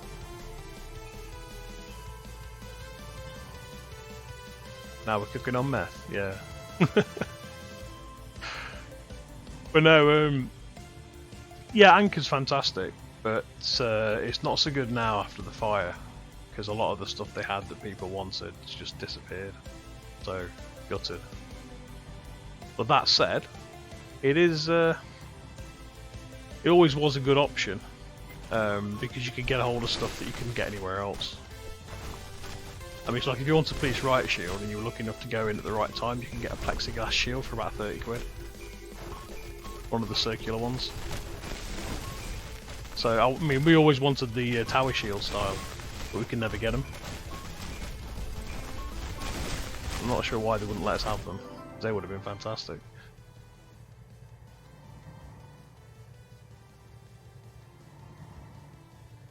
Yeah, that's another thing over here. If you want to buy a sea mine, they've got one at the Nottingham branch just sat. so you can buy a sea mine, you can buy a tank, you can buy. It's like, what the hell? I know someone who's got an APC, and it's road legal. It's like, what? Because the problem with APCs, they're that heavy, they tear up the roads. Well, they tear up the UK roads anyway, because tarmac never fully sets. You run a tracked vehicle across tarmac and it just rips the fucking floor up. There's just nothing left of it. But he's got it parked on an estate right out the back of him, near one of the junctions to the M1, and it's just a case of, yeah, I can just take a detour and point it to people because he's got it parked on his corner. You can't miss it when it's down a back street. It's fantastic. What the? Right. Dude, I'm really sorry, but it seems to have ignored it. I think what I've got to do is I've got to actually restart the stream so the bot's actually applied. Yet it let the other one through. I've no idea. We just have to bear with it. I mean, at least it's still on the chat, and I can actually see it now because I've changed the settings, so I can just see it all lined through. Yeah, I'd love to get some stuff like that. But the only problem is that around here, if I get something that looks really cool, I'm more likely to just have it nicked. It's not likely to be mine for very long, put it that way. Because someone will just go, oh, wait a minute, I could use that for ram raiding, or, you know, oh, that's sturdy, I could use that for this, or, you know, too many idiots around. Which is unfortunate, to be honest, because, you know, if people could get away with buying these things and using them, more people wouldn't. It'd probably save everyone a lot of cash in the long run, because those things are workhorses and they just don't die. You know, stuff in the military is designed to, well, over here it's designed to do the job well, last as long as possible, and need minimum maintenance. And the maintenance usually is capable of being done by any monkey with a hammer.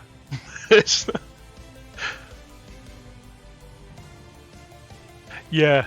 I mean, I've always wanted a twin stick double tracked vehicle, just because of the whole kind of turning on a sixpence and going back the other way.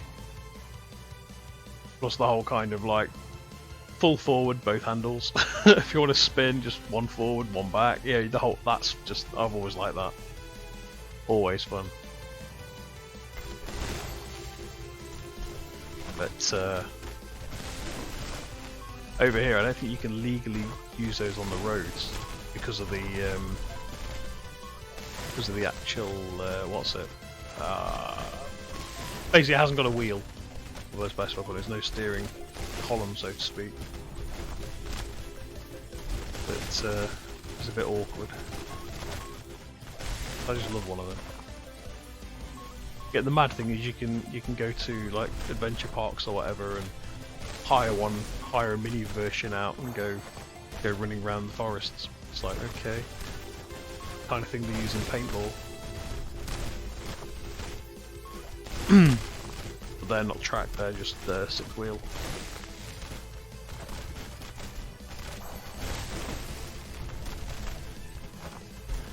Yeah. I'd love to borrow my mate's APC. I said to him, can we deck it out, sort of like remake it as an alien, sort of like turn it into the alien's APC? And he's like, no, it's blah blah blah blah blah blah military, it's staying like that, I like that vehicle. I was like, fair enough, mate. I just thought it'd be a laugh. Because I think it would be, I'd love to just turn up to a con in a kind of a vehicle. It's like I want to turn up at a con dressed as Judge Dredd on a lawgiver. Sorry, lawmaster, sorry. But it's just not going to happen.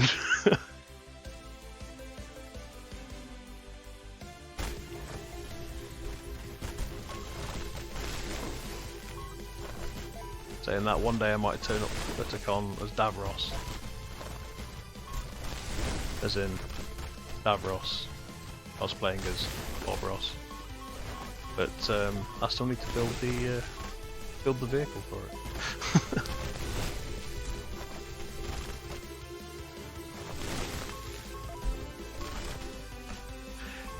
Yeah, I mean, the cool thing is, outside Games Workshop, they've actually got mock-up Land Raider sat there. Not Land Raider, sorry, Rhino. It's not. It really isn't. You could. I don't think if you folded Diffrig and shoved him in his kit through the hatch, which you can barely get through as a normal sized person, you would get him inside. So how the hell you'd get 5 in there? Or 10? One thing Games Workshop never did was vehicle sizes. They're totally, yeah, they don't make any sense at all. So, oh, this holds 10 Marines. You look at the size of them and you go, that holds 3 Marines and maybe they're weapons. I just wish they'd sort that out. Land Raiders are closer, I suppose, but still nowhere near.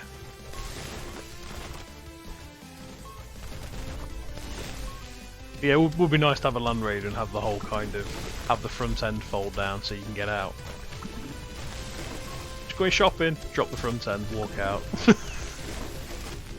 Confuse the crap out of people parked up. How are you going to get out of that? You parked so close, you're never going to get out, and just, you know, spaceship landing noises as the front unravels. It'd be fantastic.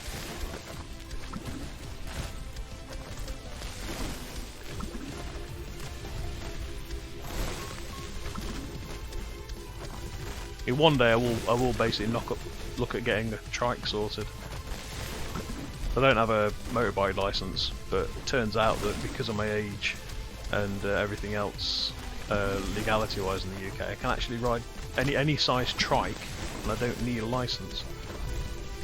It's like, oh, hang on a minute. So I can have any size trike at all, and that's fine. The only stipulation is, if I go abroad with it, I've then got to get a full license to be able to actually take it abroad. Otherwise, it won't be acknowledged won't be acknowledged overseas, which is a bit of a shame. But if it means I can make myself a trike and deck it out like a Judge Dredd kind of thing, that'd be fantastic. Oh, I think I'm going to die here. Oh, hang on a minute. That's what's hitting me. I just realised what's hitting me here. He's firing a green thing at me, and I've only just spotted it. Too much things going up on the screen.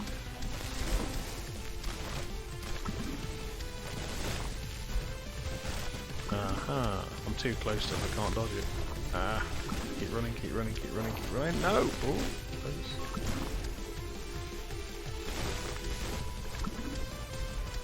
Well, eventually he's going to die. Just depends if I can stop myself being shot long enough. Oh, has he got a oh no, he hasn't got limited range. He must have hit his own weapon.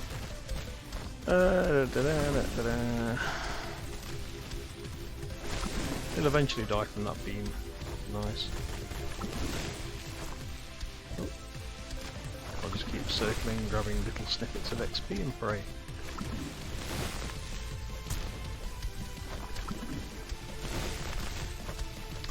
I'd go with the Indominator, to be honest, because it'd look nice.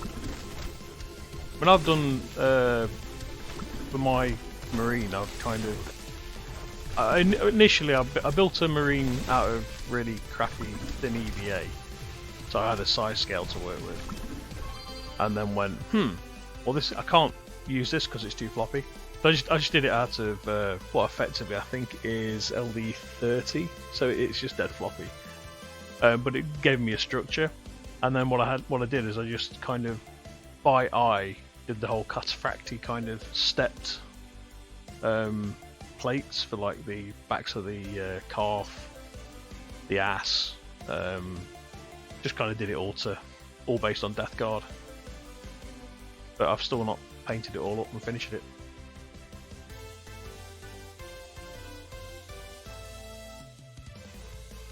I still think the Indomitus would look good for the Iron Warrior though. I think it fits better. It's just got that look to it.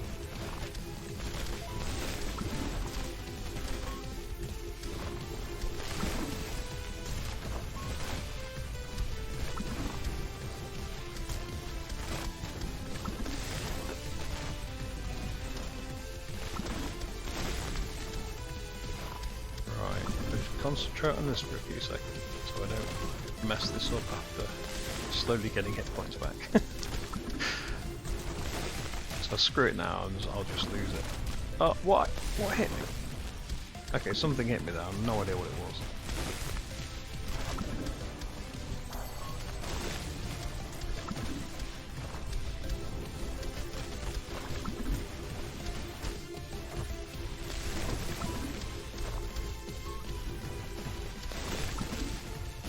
I think it's when I run away. Yeah, it's too shallow an angle, so I'm getting hit because I'm not running far enough. Like.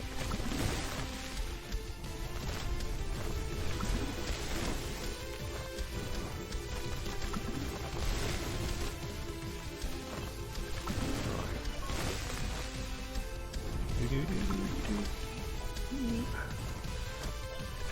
Come on, kill Zerg.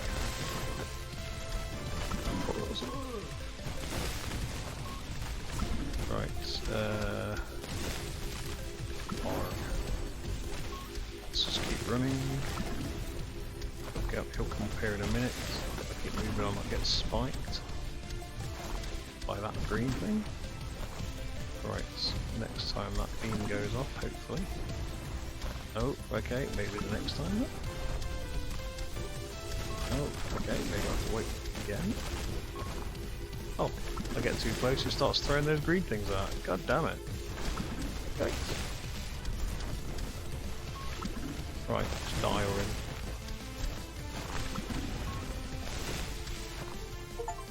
Got him! Sweet, right, okay, I can ignore that now. Yeah, Red Wake could be cool.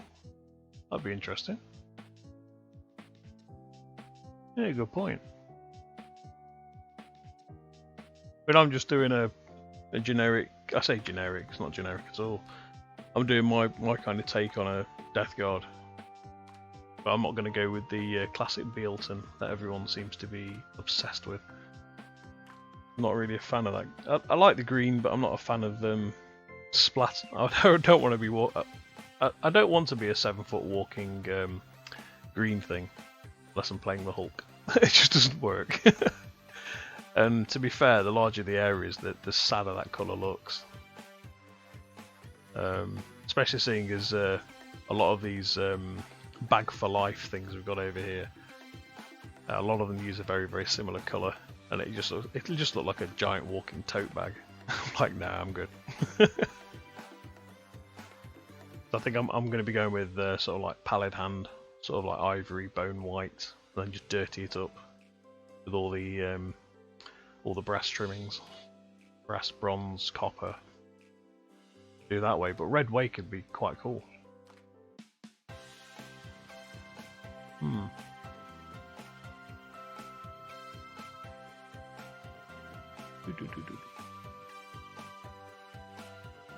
Yeah, but the Land Raider thing would be awesome. What have we got here? Victor to Ash, the Crusader. You're a second generation Nomad. I assume that means that's the second character. Turn to title. Unlocks. Oh, hello. Obtain a chest. Okay. 700. Oh, I've got plenty of coins. Yeah, let's just buy them all. Why not? Go back. Honestly, I might do 2 minutes for all my plant space. Or use to ventilate and keep. Cool. Screw. Yeah, yeah. I mean, I think I've figured it for me. There was a really, really cheap item. I can't show you because I've not got a camera set up. I still need to sort that crap out.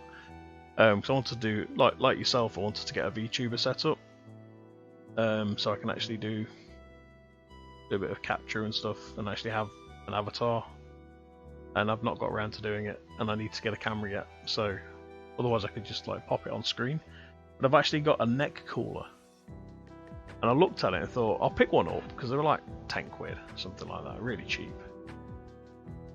And what it is, it's a USB rechargeable.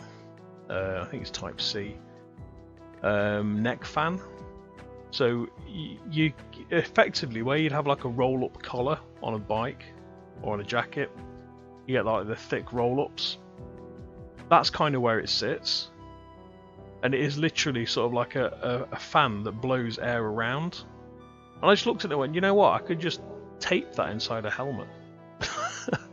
And I've tried it in the helmet I'm building, and it works bloody fantastic. And the thing is, because it just does really blow air out, you could literally just have vents on the side, and you could put a pipe coming from one of the vents into the sides of the suit. You could have like 2 clip pipes, and it's more than powerful enough to blow it round. So you can actually have a piece of kit that's doing the job, and you could hook LEDs up into it and stuff as well. But it does do the job.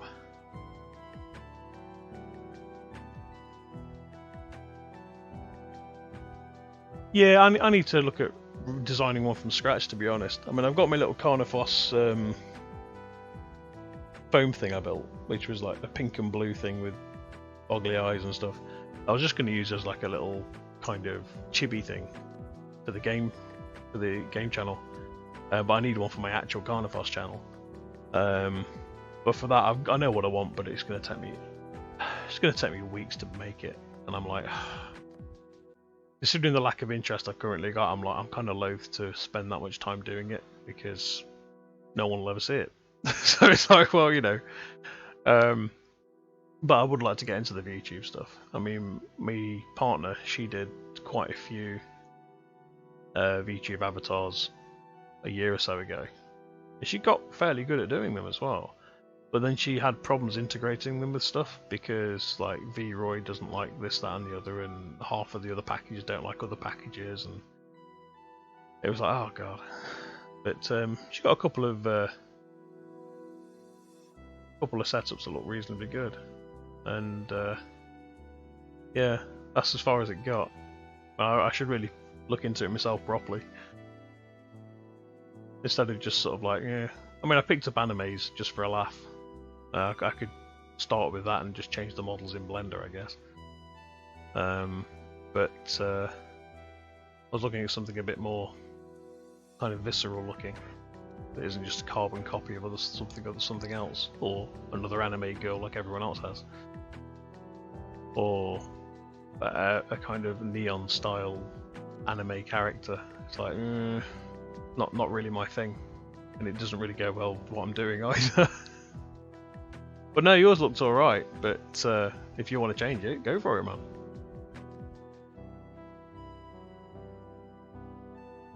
Just keep changing the bunny girl. Sort of evolve the bunny girl every other stream or something until eventually it becomes something else and sticks.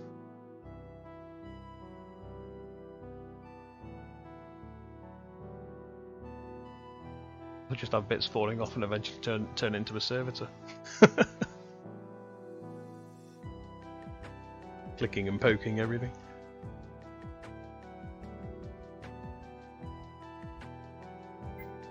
Upgrade. Oh, I've got more cash. Ooh.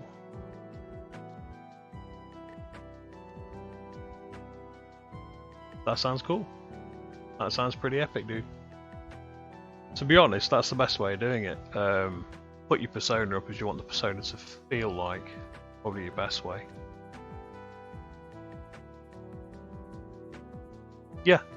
Yeah, that's a good choice, man.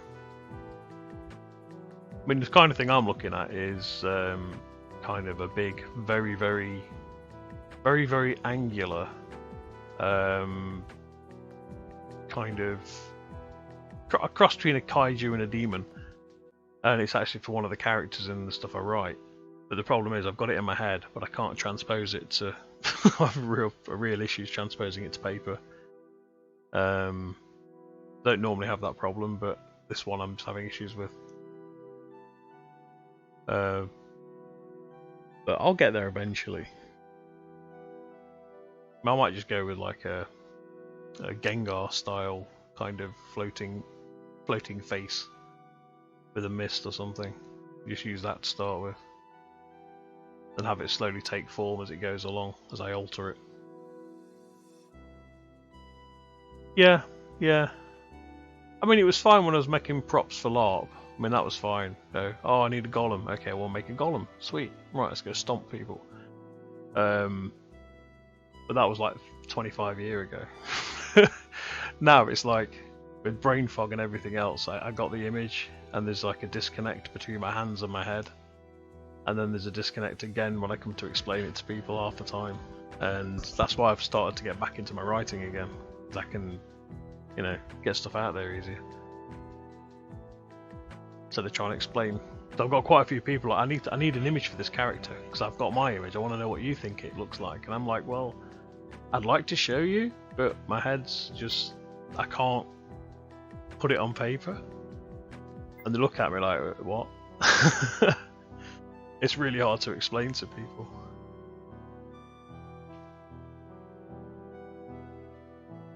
Let's just put these. Let's just put one in everything. If I can afford one in everything. Crit damage, yeah. Skill size. Oh, yeah, it's one in everything. Sweet. Crit rate, probably. Why not? 2% crit chance. Ooh, awesome.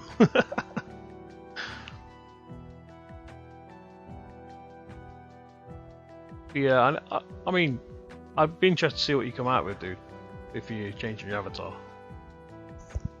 be quite interesting.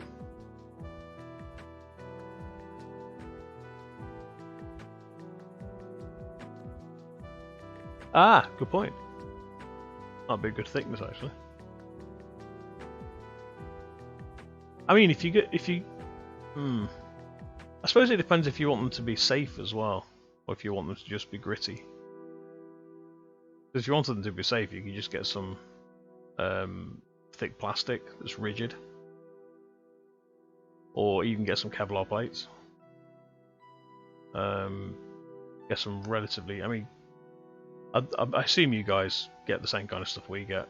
Sort of like some packaging, you get like really, really heavy, thick duty plastic, which is neither use nor ornament for what it's there for. Like some storage boxes. And it's like, well, okay, I'm putting fabric in here. Why the hell does it have to be sort of like 1/3 of an inch thick and impossible to bend? This stuff's designed for housing heavier stuff. You could just take a saw to that and just cut sections out. It'd be very, very lightweight as well.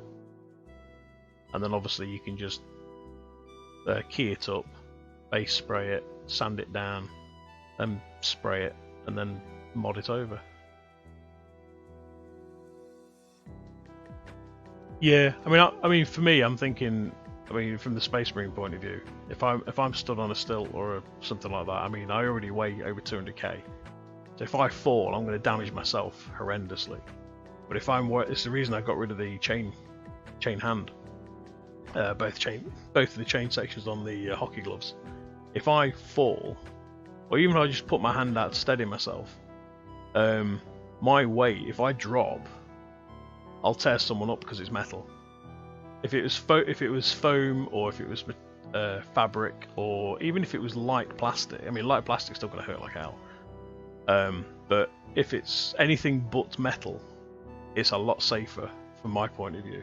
But that's just because I know that if I fall on it, so I had a lot of experience wearing the stuff in the past, and I know that even just if you're wearing butcher's gloves, even if you just clench and make a fist, you can cut yourself. Even though they're super fine, and and obviously other stuff, it's just chain is just a pain in the ass. But same with plates as well. I mean, if I had metal plates set, for instance, where my arm guards are, if I made the whole kind of pauldron and the arms out of metal, it'd look fantastic. But if I fell or if I didn't see someone and turned around, that's going to cause a lot of hassle.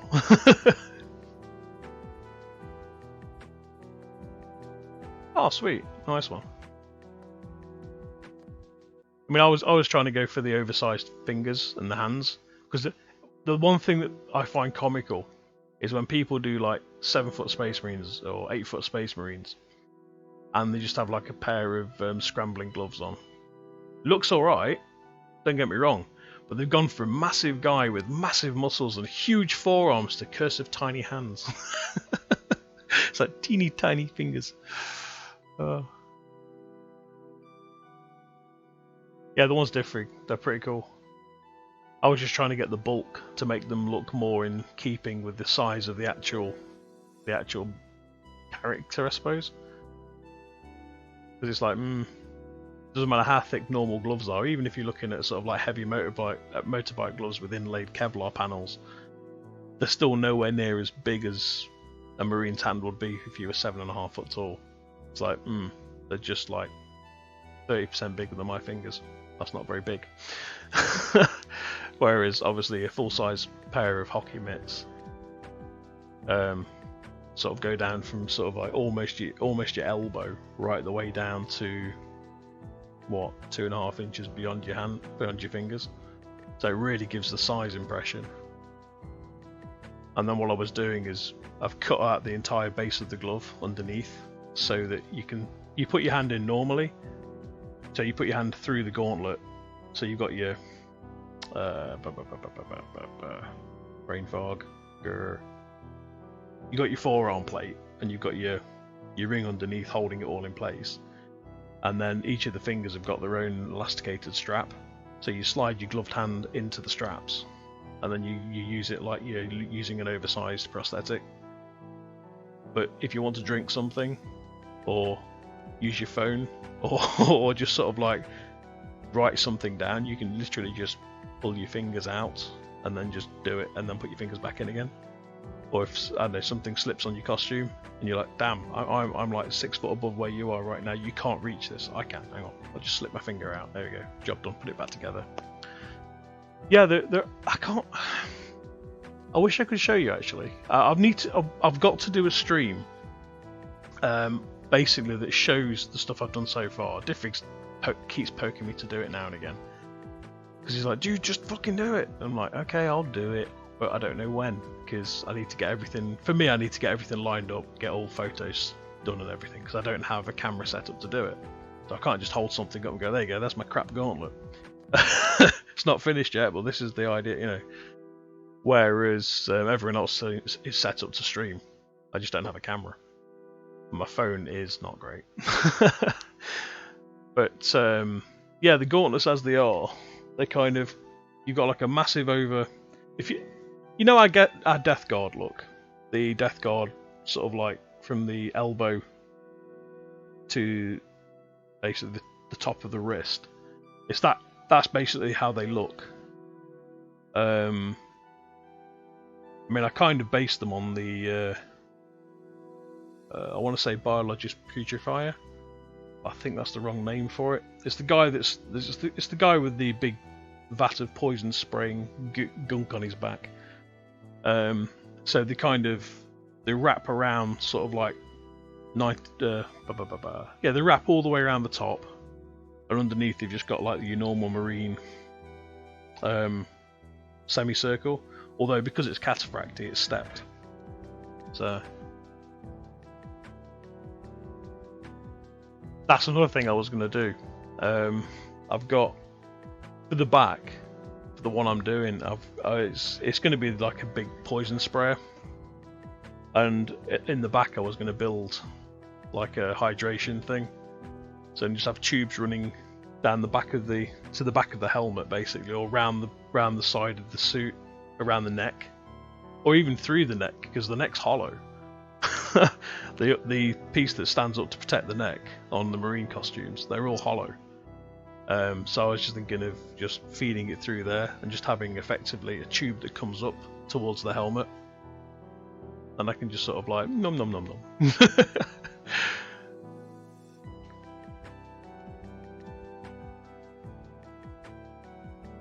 Although, considering it's got bumps and bubbles all over it, I could even just like build it into a large piece that I put on the back. Could have like a huge boil on the back, which is actually just a bag, and just have a drip straw in, so I can just suck it dry.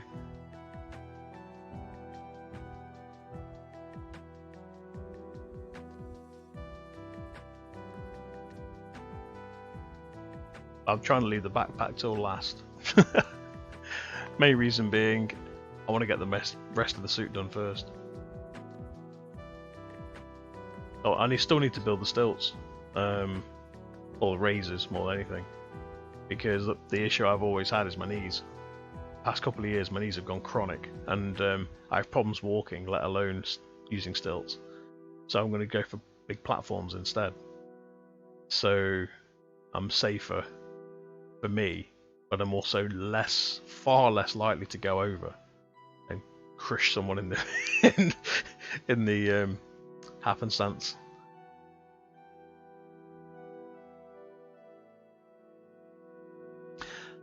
I don't know about that, because if I don't put the backpack on, then, you know, I mean, if I'm gonna, well, I don't currently have any plans to, but when I do, I'll probably just have the backpacks in the chest at the side, because there's plenty of room in the armor. Because you're only looking at a small battery pack, which can just be velcroed in. It's a massive amount. Plus the fact that with me doing Death Guard, I've got a huge gut plate to go over.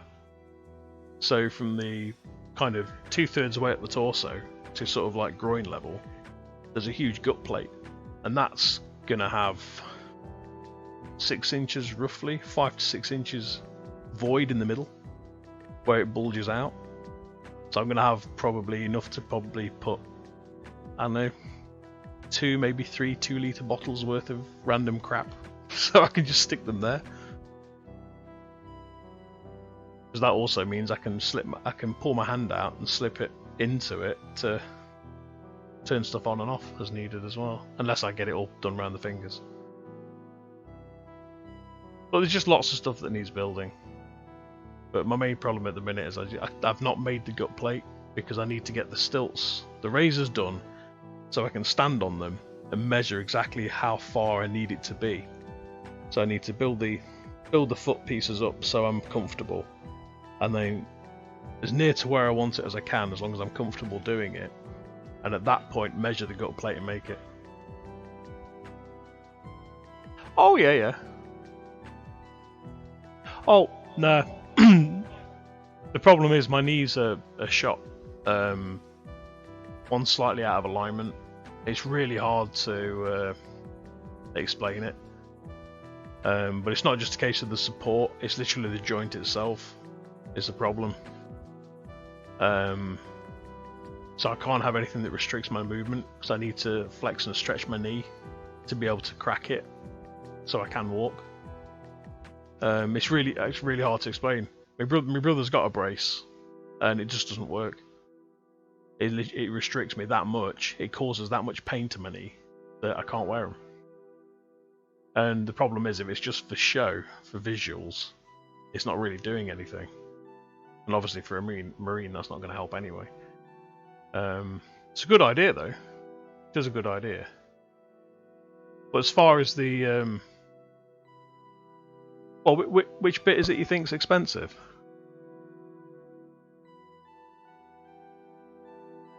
If you don't mind me asking.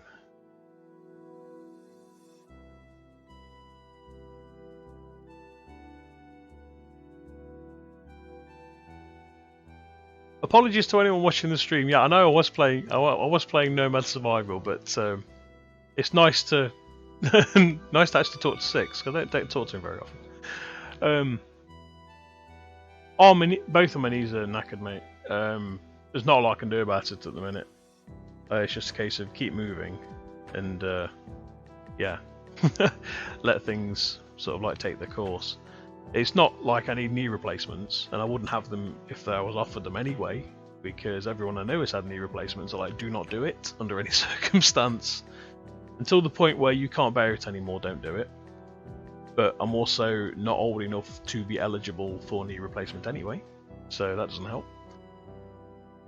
And if I do, I'd be screwed, because you lose your mobility, you lose all sorts of issues, you get loads more issues with it. I mean, my brother's had that many accidents with his knee, twisted, broken, shattered, you name it, he's had it done to it, and they won't even give him it, and he's only like 3 or 4 years younger than me.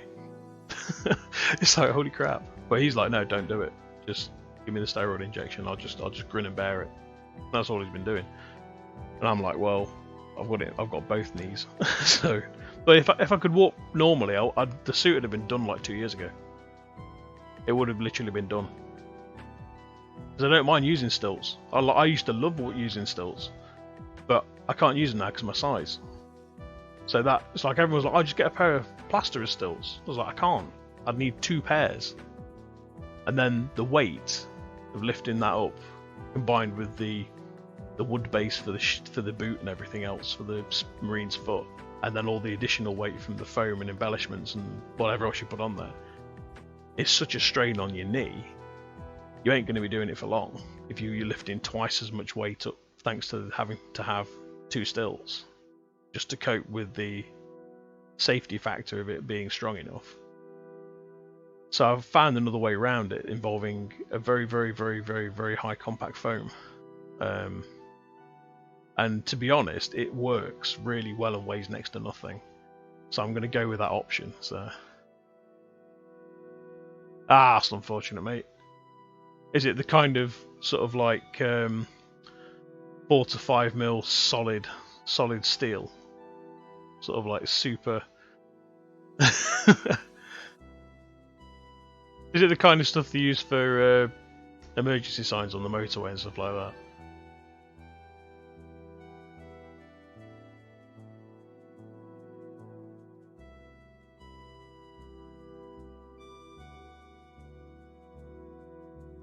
Oh, while we're talking, I'm going to start another game off, just so I can say that it is actually a game stream. Oh, yeah.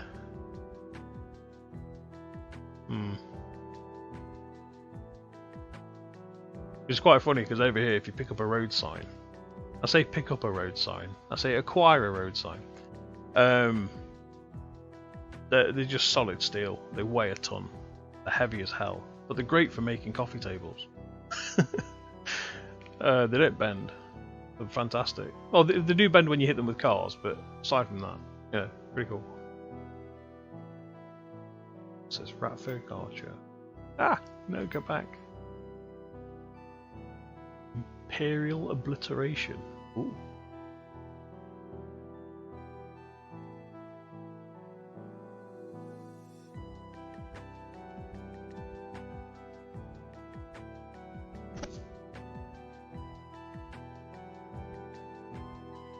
Oh no, that involves me having to concentrate. We're not going with that one. Use arrows towards wherever your mouse cursor is. Oh, but I'm reading on another screen, I can't do that. Yeah, I mean, a lot of the stuff I've borrowed in the past, in my younger years, things like no access signs or no parking, sort of like micro sign. I say micro signs are about a foot long and about 4 inches wide, and they were like 3 to 4 mil, and they were steel. Same with the no entry signs that used to randomly frequent the flat. We had quite a collection of road signs, because one of the guys used to just get hammered, go out at the weekend and turn up with a road sign. We were like, okay, oh, a one-way sign, okay, we'll add that to the collection. But they were all seriously thick, they were heavy as hell, and they were all magnetic. Yeah, it was definitely steel. I think all of them were steel, actually. Yeah, I can't think of any alley ones. I mean, alley makes more sense because it's lighter, but I don't know. I guess if you got it lying around, use it, but I don't know how many they've got in stock. But yeah, the old rusted signs.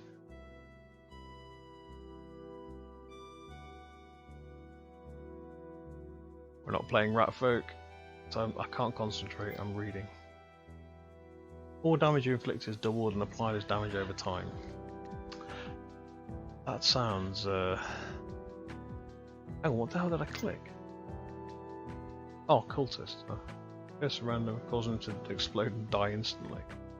Oh, go on then, why not?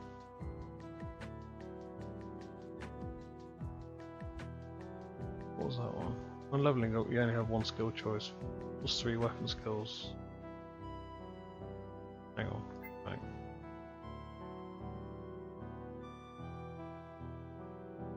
Ah, the amounts are modifiable. Right, okay. Hang on.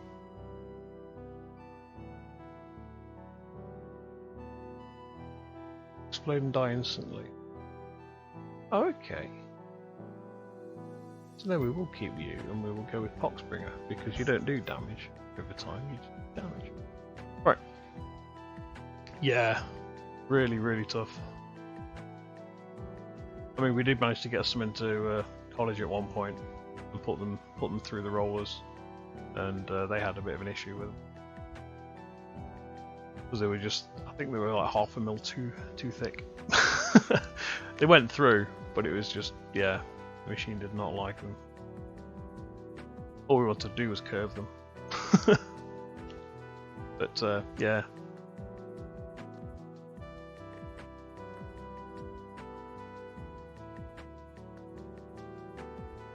But yeah. From cosplay to stealing road signs. Nice.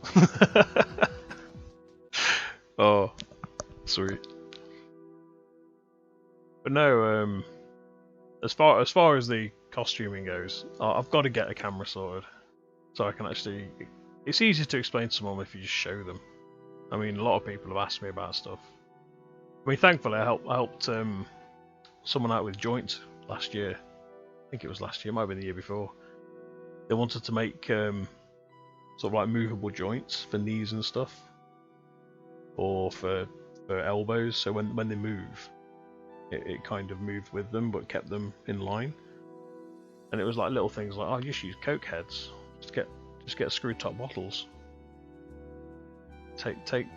Just cut the top off, splay it out, glue it down, push it through the piece you want, glue it down, and then use the actual head, the actual lid, to screw down. You can even just set a point and lock it in place if you wanted to.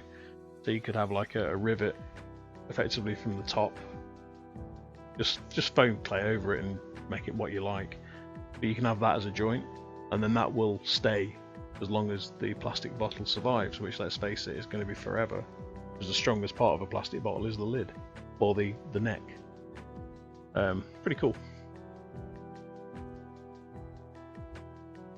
Yeah, I think the millimeters to gauge thing, I think it's just a throwback, to be honest. It's like people who still, it's like when you do cooking and you look at recipes and they say, right, you need 250 grams of sugar and 1.5 pounds of, and you're like, why don't you use the same bloody measurements? It's like, right, you need 3.5 inches of this and 20 centimeters of, like, it's the same thing. It's like, can you just get it all in the same measurement, please? Yeah, choose one. Choose one and stick with it.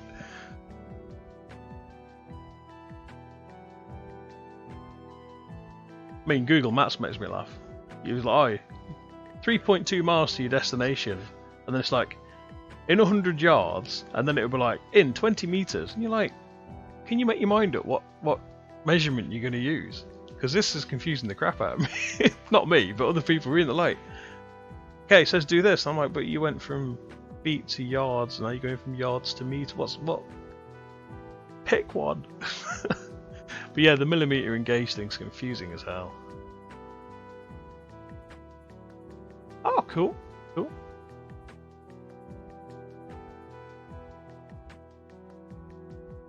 Yeah, but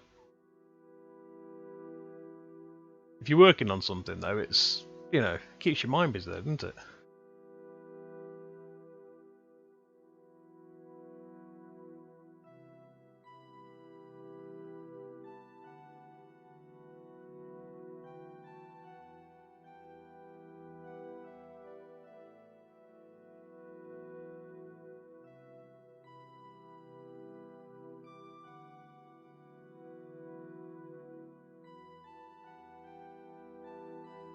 Oh, level 2. We will try level 2. We will we will try level 2. We won't do level 2, we will try level 2. And there goes the raccoon off into the sunset. Goddamn thing. Ooh. Ah, borders. Okay.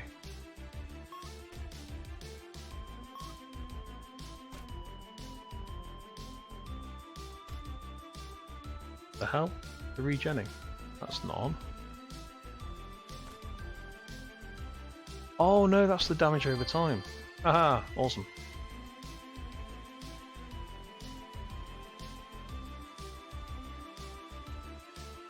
Ah, are you actually playing Dawn of War as in sort of like Dark Crusade era, or are you playing Dawn of War as in 2 and that despicable piece of crap that's 3?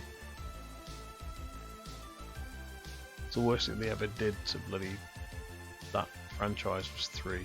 It's horrible. I remember beta testing it and yeah, it was like nope, I'm never buying this. No. The best bit about it was the music. Cool. Well, we've got me and my son. We've got basically install Soulstorm, and then pop off and pick up the Unification mod, and then you can have all your super heavies in there, and they've got I think it's 40 odd factions total. So you can play Steel Legion, you can play Rubric Marines. It's got lots of factions in it. Hey, Nids as well. That was always good fun, just going through them. And weirdly, it was just using the Steam setup. So basically, whack it in via Steam, install Soulstorm, apply the patch, wait for it to finally finish, and then run it. If your splash screen's changed, basically, you know it's worked. And it unlocks, well, it adds a lot of content to it.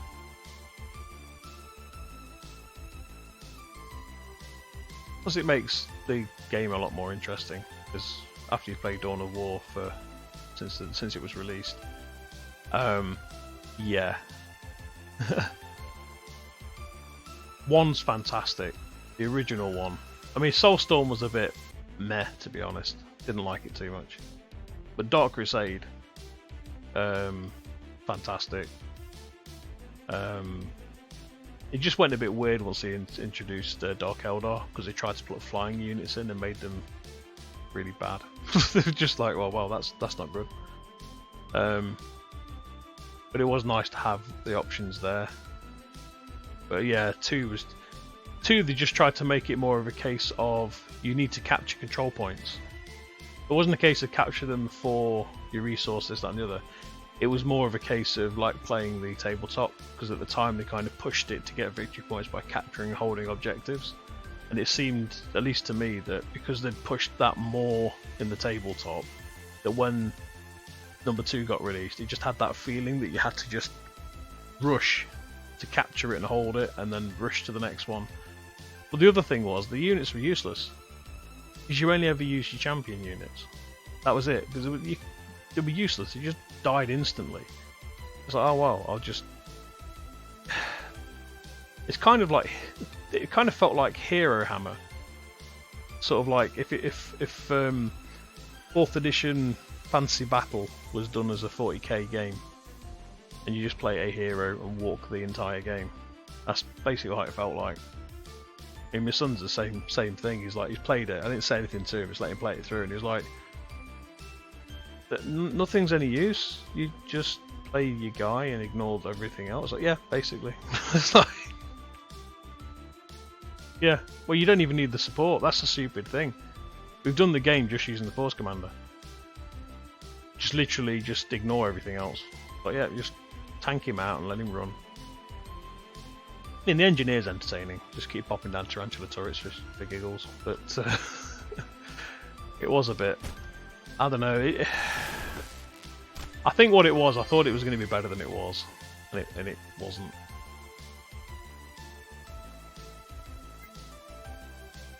That's probably on me for expecting too much. But then again, when 3 came along, I was hoping it was going to be good, and it was just like, nope, no.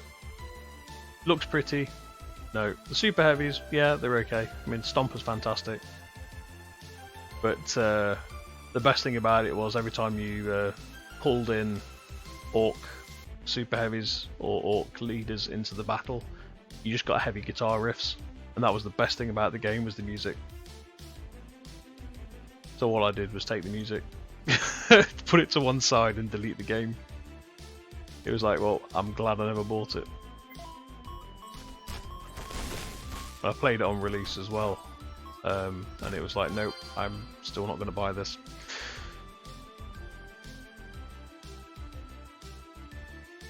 Oh yeah, cool.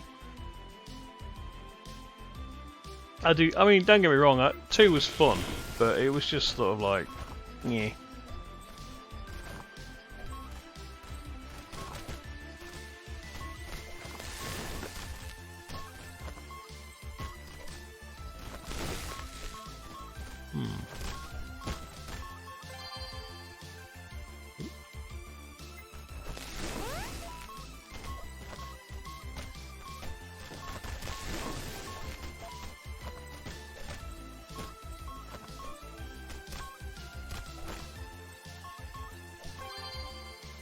What we got? Light shot.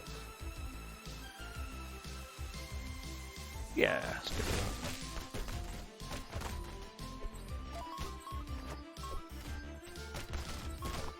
I mean, my son still plays Unification mod a lot.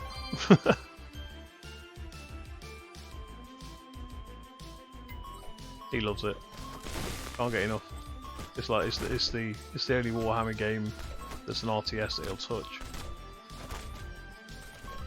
But I've still got a game to play through the actual campaign games and the fun stuff, like what was it called? I think it was a Chaos expansion. It's one where you fight the Necrons for the first time, and you've got control of Titan guns, like big Titan Vulcan guns, and you literally just have to keep defending against the Necrons for X amount of time. I think it's the only one he's not seen.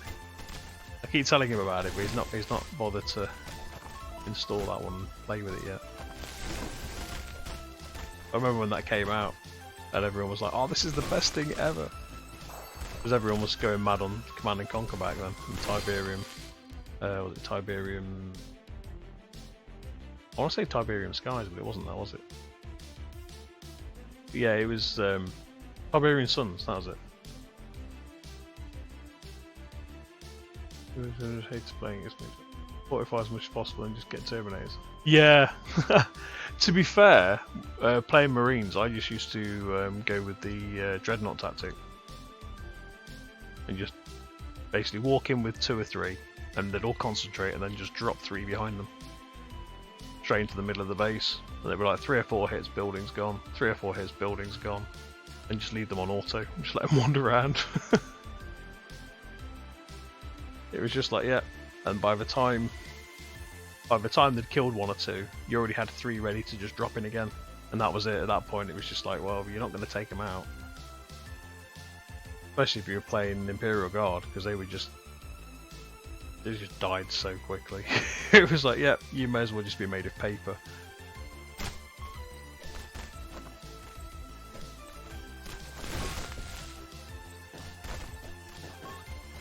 I may have chosen the wrong character for this.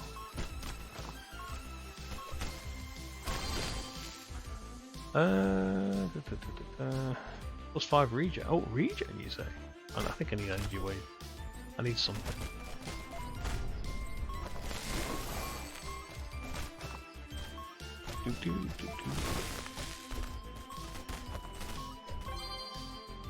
What we got? Wisp icicle. I'll have some more icicles, please.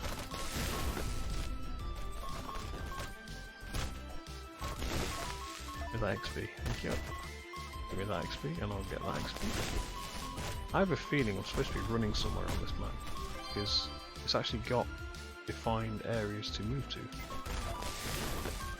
It's actually got pathways. Wow. Critical chance, bonus skill size. We'll go with that one.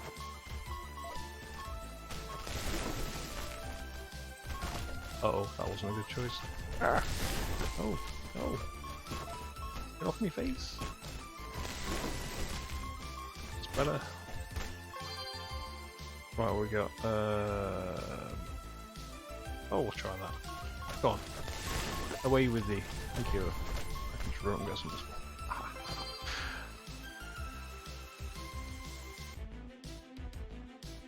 Yeah, I mean, to be honest, Imperial Guard, I used to love playing Imperial Guard in Dark Crusade.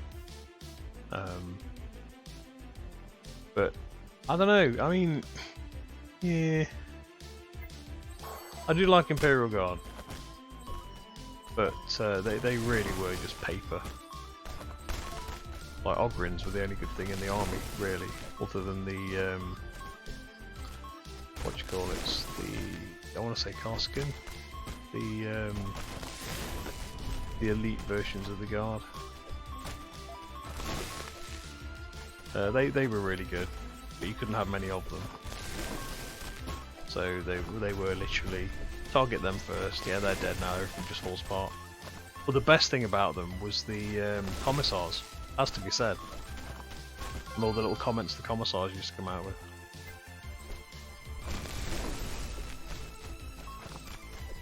And the whole kind of I'm just so glad they put in the execute thing. It's like, you know, it's kind of one of those things where, you know, in the tabletop, you know, we're gonna do this to get morale and recover, and it's like, and they put it in. It's like, oh yes, loved it, great. What is this bloody raccoon doing? It's just standing there. Do something. I'm dying here. No, I'm literally dying. Damn it, dead. Baneblades were so cool. They were so cool. If you were like 1 or 2 units, you just couldn't get near them. If they didn't gatter you down, the main cannon just artilleried your ass all over the screen. It's great. And then obviously you'd have your basilisk firing in as well. That whole kind of friendly fire doesn't count, so let's just scatter our own people with what's this? Some might get bounced around, but they won't take any damage. Whereas the enemy is like half dead. Used to be one of the best ways of taking Necrons out. Just keep them bouncing while everyone shoots them. But no, I really enjoyed DO1. It was fantastic. Right. Here lies Brighton the Cultist. Remember when they were alive? Good no, not really.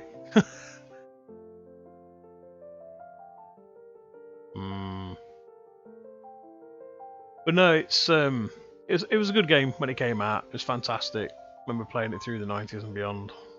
And I just find it funny that I'm still playing it now and again. It just works well, does what it needs to do. Doesn't have sort of superfluous crap in it, and it just plays well and runs on practically anything now. Although sometimes you have to kind of step it down, especially with the old screen sizes. Like, I want to play on a better screen res. And that's one of the things with the unification mod. It does actually address all that, and I think it's got additional skins for the.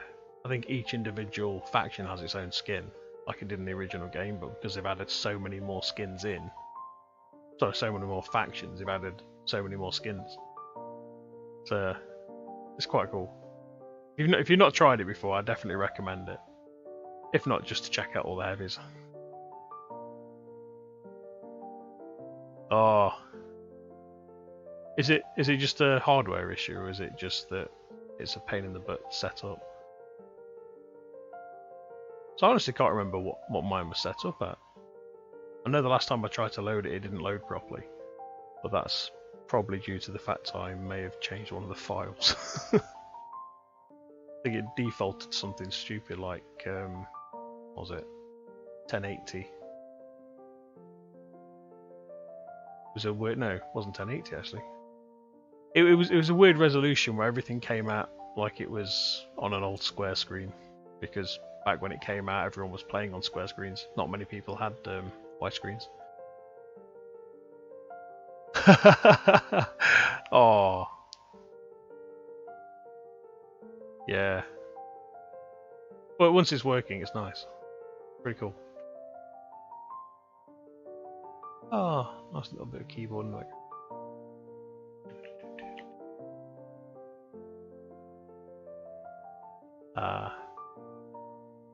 No, it would be nice to actually get a new Games Workshop RTS game out that doesn't suck. Basically, Dawn of War 3 style. They should just revisit, or have it as an excuse to get THQ or another company to remaster Dawn of War and add a load of stuff to it as per the unification. But they'll never do it. To be honest, I think the fan base mods have just overtaken it now. It's just fantastic, and they're keeping the game alive as well, because otherwise it'd be toast by now.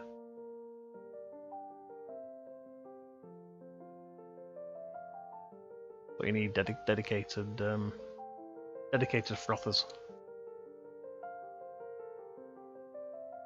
Yeah, I mean, I think the last decent one I played was Total Annihilation, which was basically big mech, and that's basically your general's a mech, and you walk around and you kind of rematerialize objects and strip metal. Basically, you strip your resources from things that get destroyed on the battlefield, and harvest them to make new units, and that was kind of fun. But even that was like, God, 15, 20 years ago. I mean, all of the newer ones, everyone pushes for the RTS 4 times, but they always want it to be only multiplayer. But the main fun behind the old RTS games was the campaigns. Like StarCraft 2. I think that's probably the last RTS I played that I actually enjoyed. Outside of things like Total Annihilation and Breed and stuff like that. I mean, I like the original Dune game. The original RTS one, sorry, not the original Dune game, because the original Dune game was a bit ass. But the RTS one that then got re-released as Dune 2000, that was fantastic. Very basic. But then they've released Dune again now, the new game. But one of the main reasons people wanted it was for the single player campaign, because they wanted to actually see what they did with the lore, and and they've decided to go back on what they said, and they've decided to release it without a single player campaign. So basically, loads of people have gone, no, refund please, you lied. So you can only play it on multiplayer, and not everything's unlocked, and you can't play the campaign. So it's totally nice, man. Yeah, Westwood Studios is fantastic. They did so much cool stuff. I mean, the old Dune game was fantastic. It was just didn't look great. But then again, back then, playing it on the Amiga, that was considered good graphics, or reasonable graphics. I mean, you look at Command and Conquer now, and you're like, how the hell did I manage to cope with playing this? But we're all just spoilt by. I mean, even the thing I'm playing at the minute on stream, this would have been classed as decent back then. It's like, holy crap. We've come a long way. We're just too spoilt with our stupid amounts of memory and graphics cards that it's mad that the graphics card you've got 5 years ago, well, if you got a new graphics card now, 5 years ago, it would have been, that's impossible, you can't do that, we can't, You get the same things like instant communication, sort of online communication, and people are like, oh, well, I still can't grasp how, once you start thinking about that, how can I have a real-time conversation with someone on the other side of the world? I don't get how it works. Like, you don't need to know how it works, you need to know that it works. Because you don't need to know how it works. If you want to, look into it, but you'll probably never have to build a network to do that. So just be thankful the technology exists. But going back to the 90s, it was like, this stuff was sci-fi. Everything we do on a daily basis was sci-fi.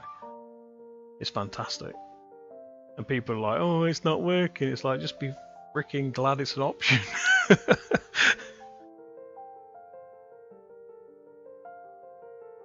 Yeah, I mean, a lot of people want the 4K upscaling and stuff, but the stupid thing is, most people's eyes, well, I say most people, a lot of people's eyes can't actually tell the difference between a 1080, a 4K, a UHD. They can't tell the difference at all.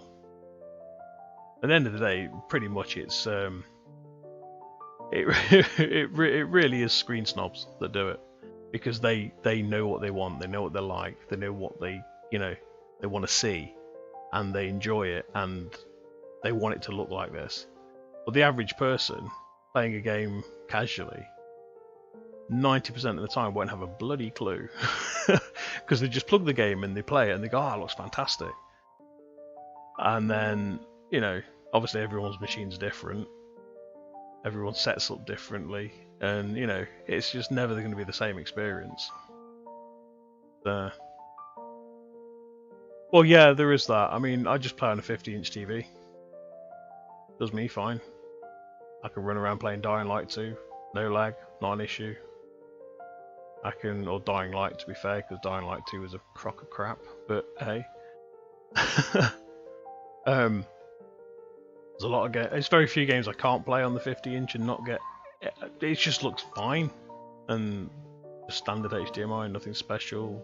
I've only got a 4 gig graphics card. There's nothing special, and I'm not running on new series. I'm still on a 1050, and I'm playing everything that's out now on definitely gameable. The only issue I've got is the streaming side of it, because my connection's crap.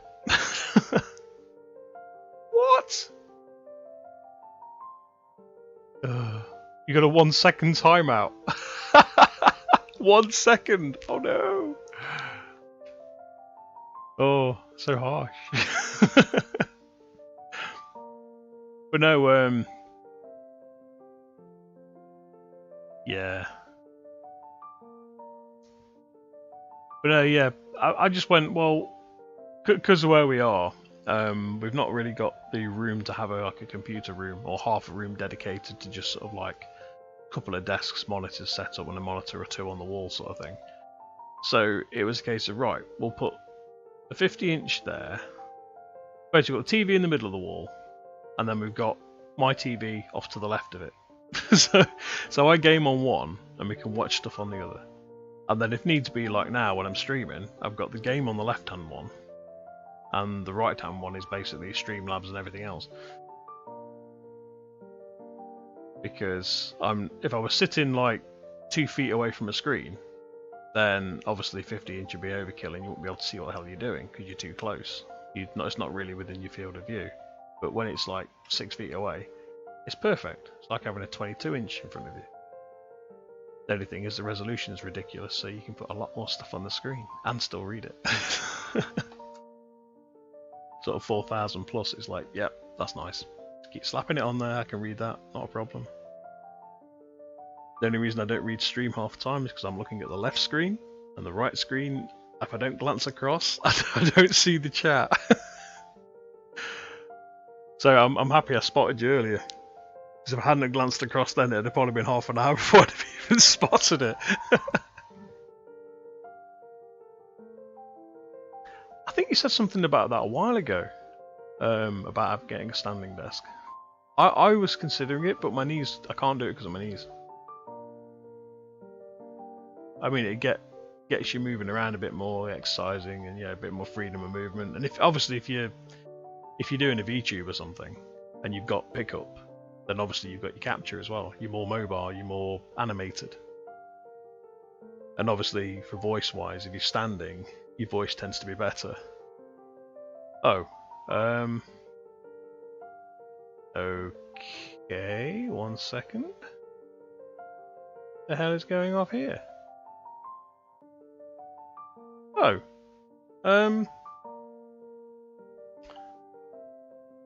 okay, I apologise to people if you can still hear this. I'm just going to check now to see if we're still live, because something's gone off. And surprise, surprise, Streamlabs just told me that we're not live. Ah, I don't think it's your end, dude. Because I just got a message telling me that something's not right. I'm like, okay. 1 second. Get to home page. No, what's it showing me at the minute? What's it showing me? God damn it! It won't go to the channel. Why is it not doing it? Why? Oh. Okay. That's strange. Hello. 2 hours 44. Yeah, it ended 2 minutes ago. Right. I would say I'm going to restart it. Morning. 1 second, sir, and I will be right back.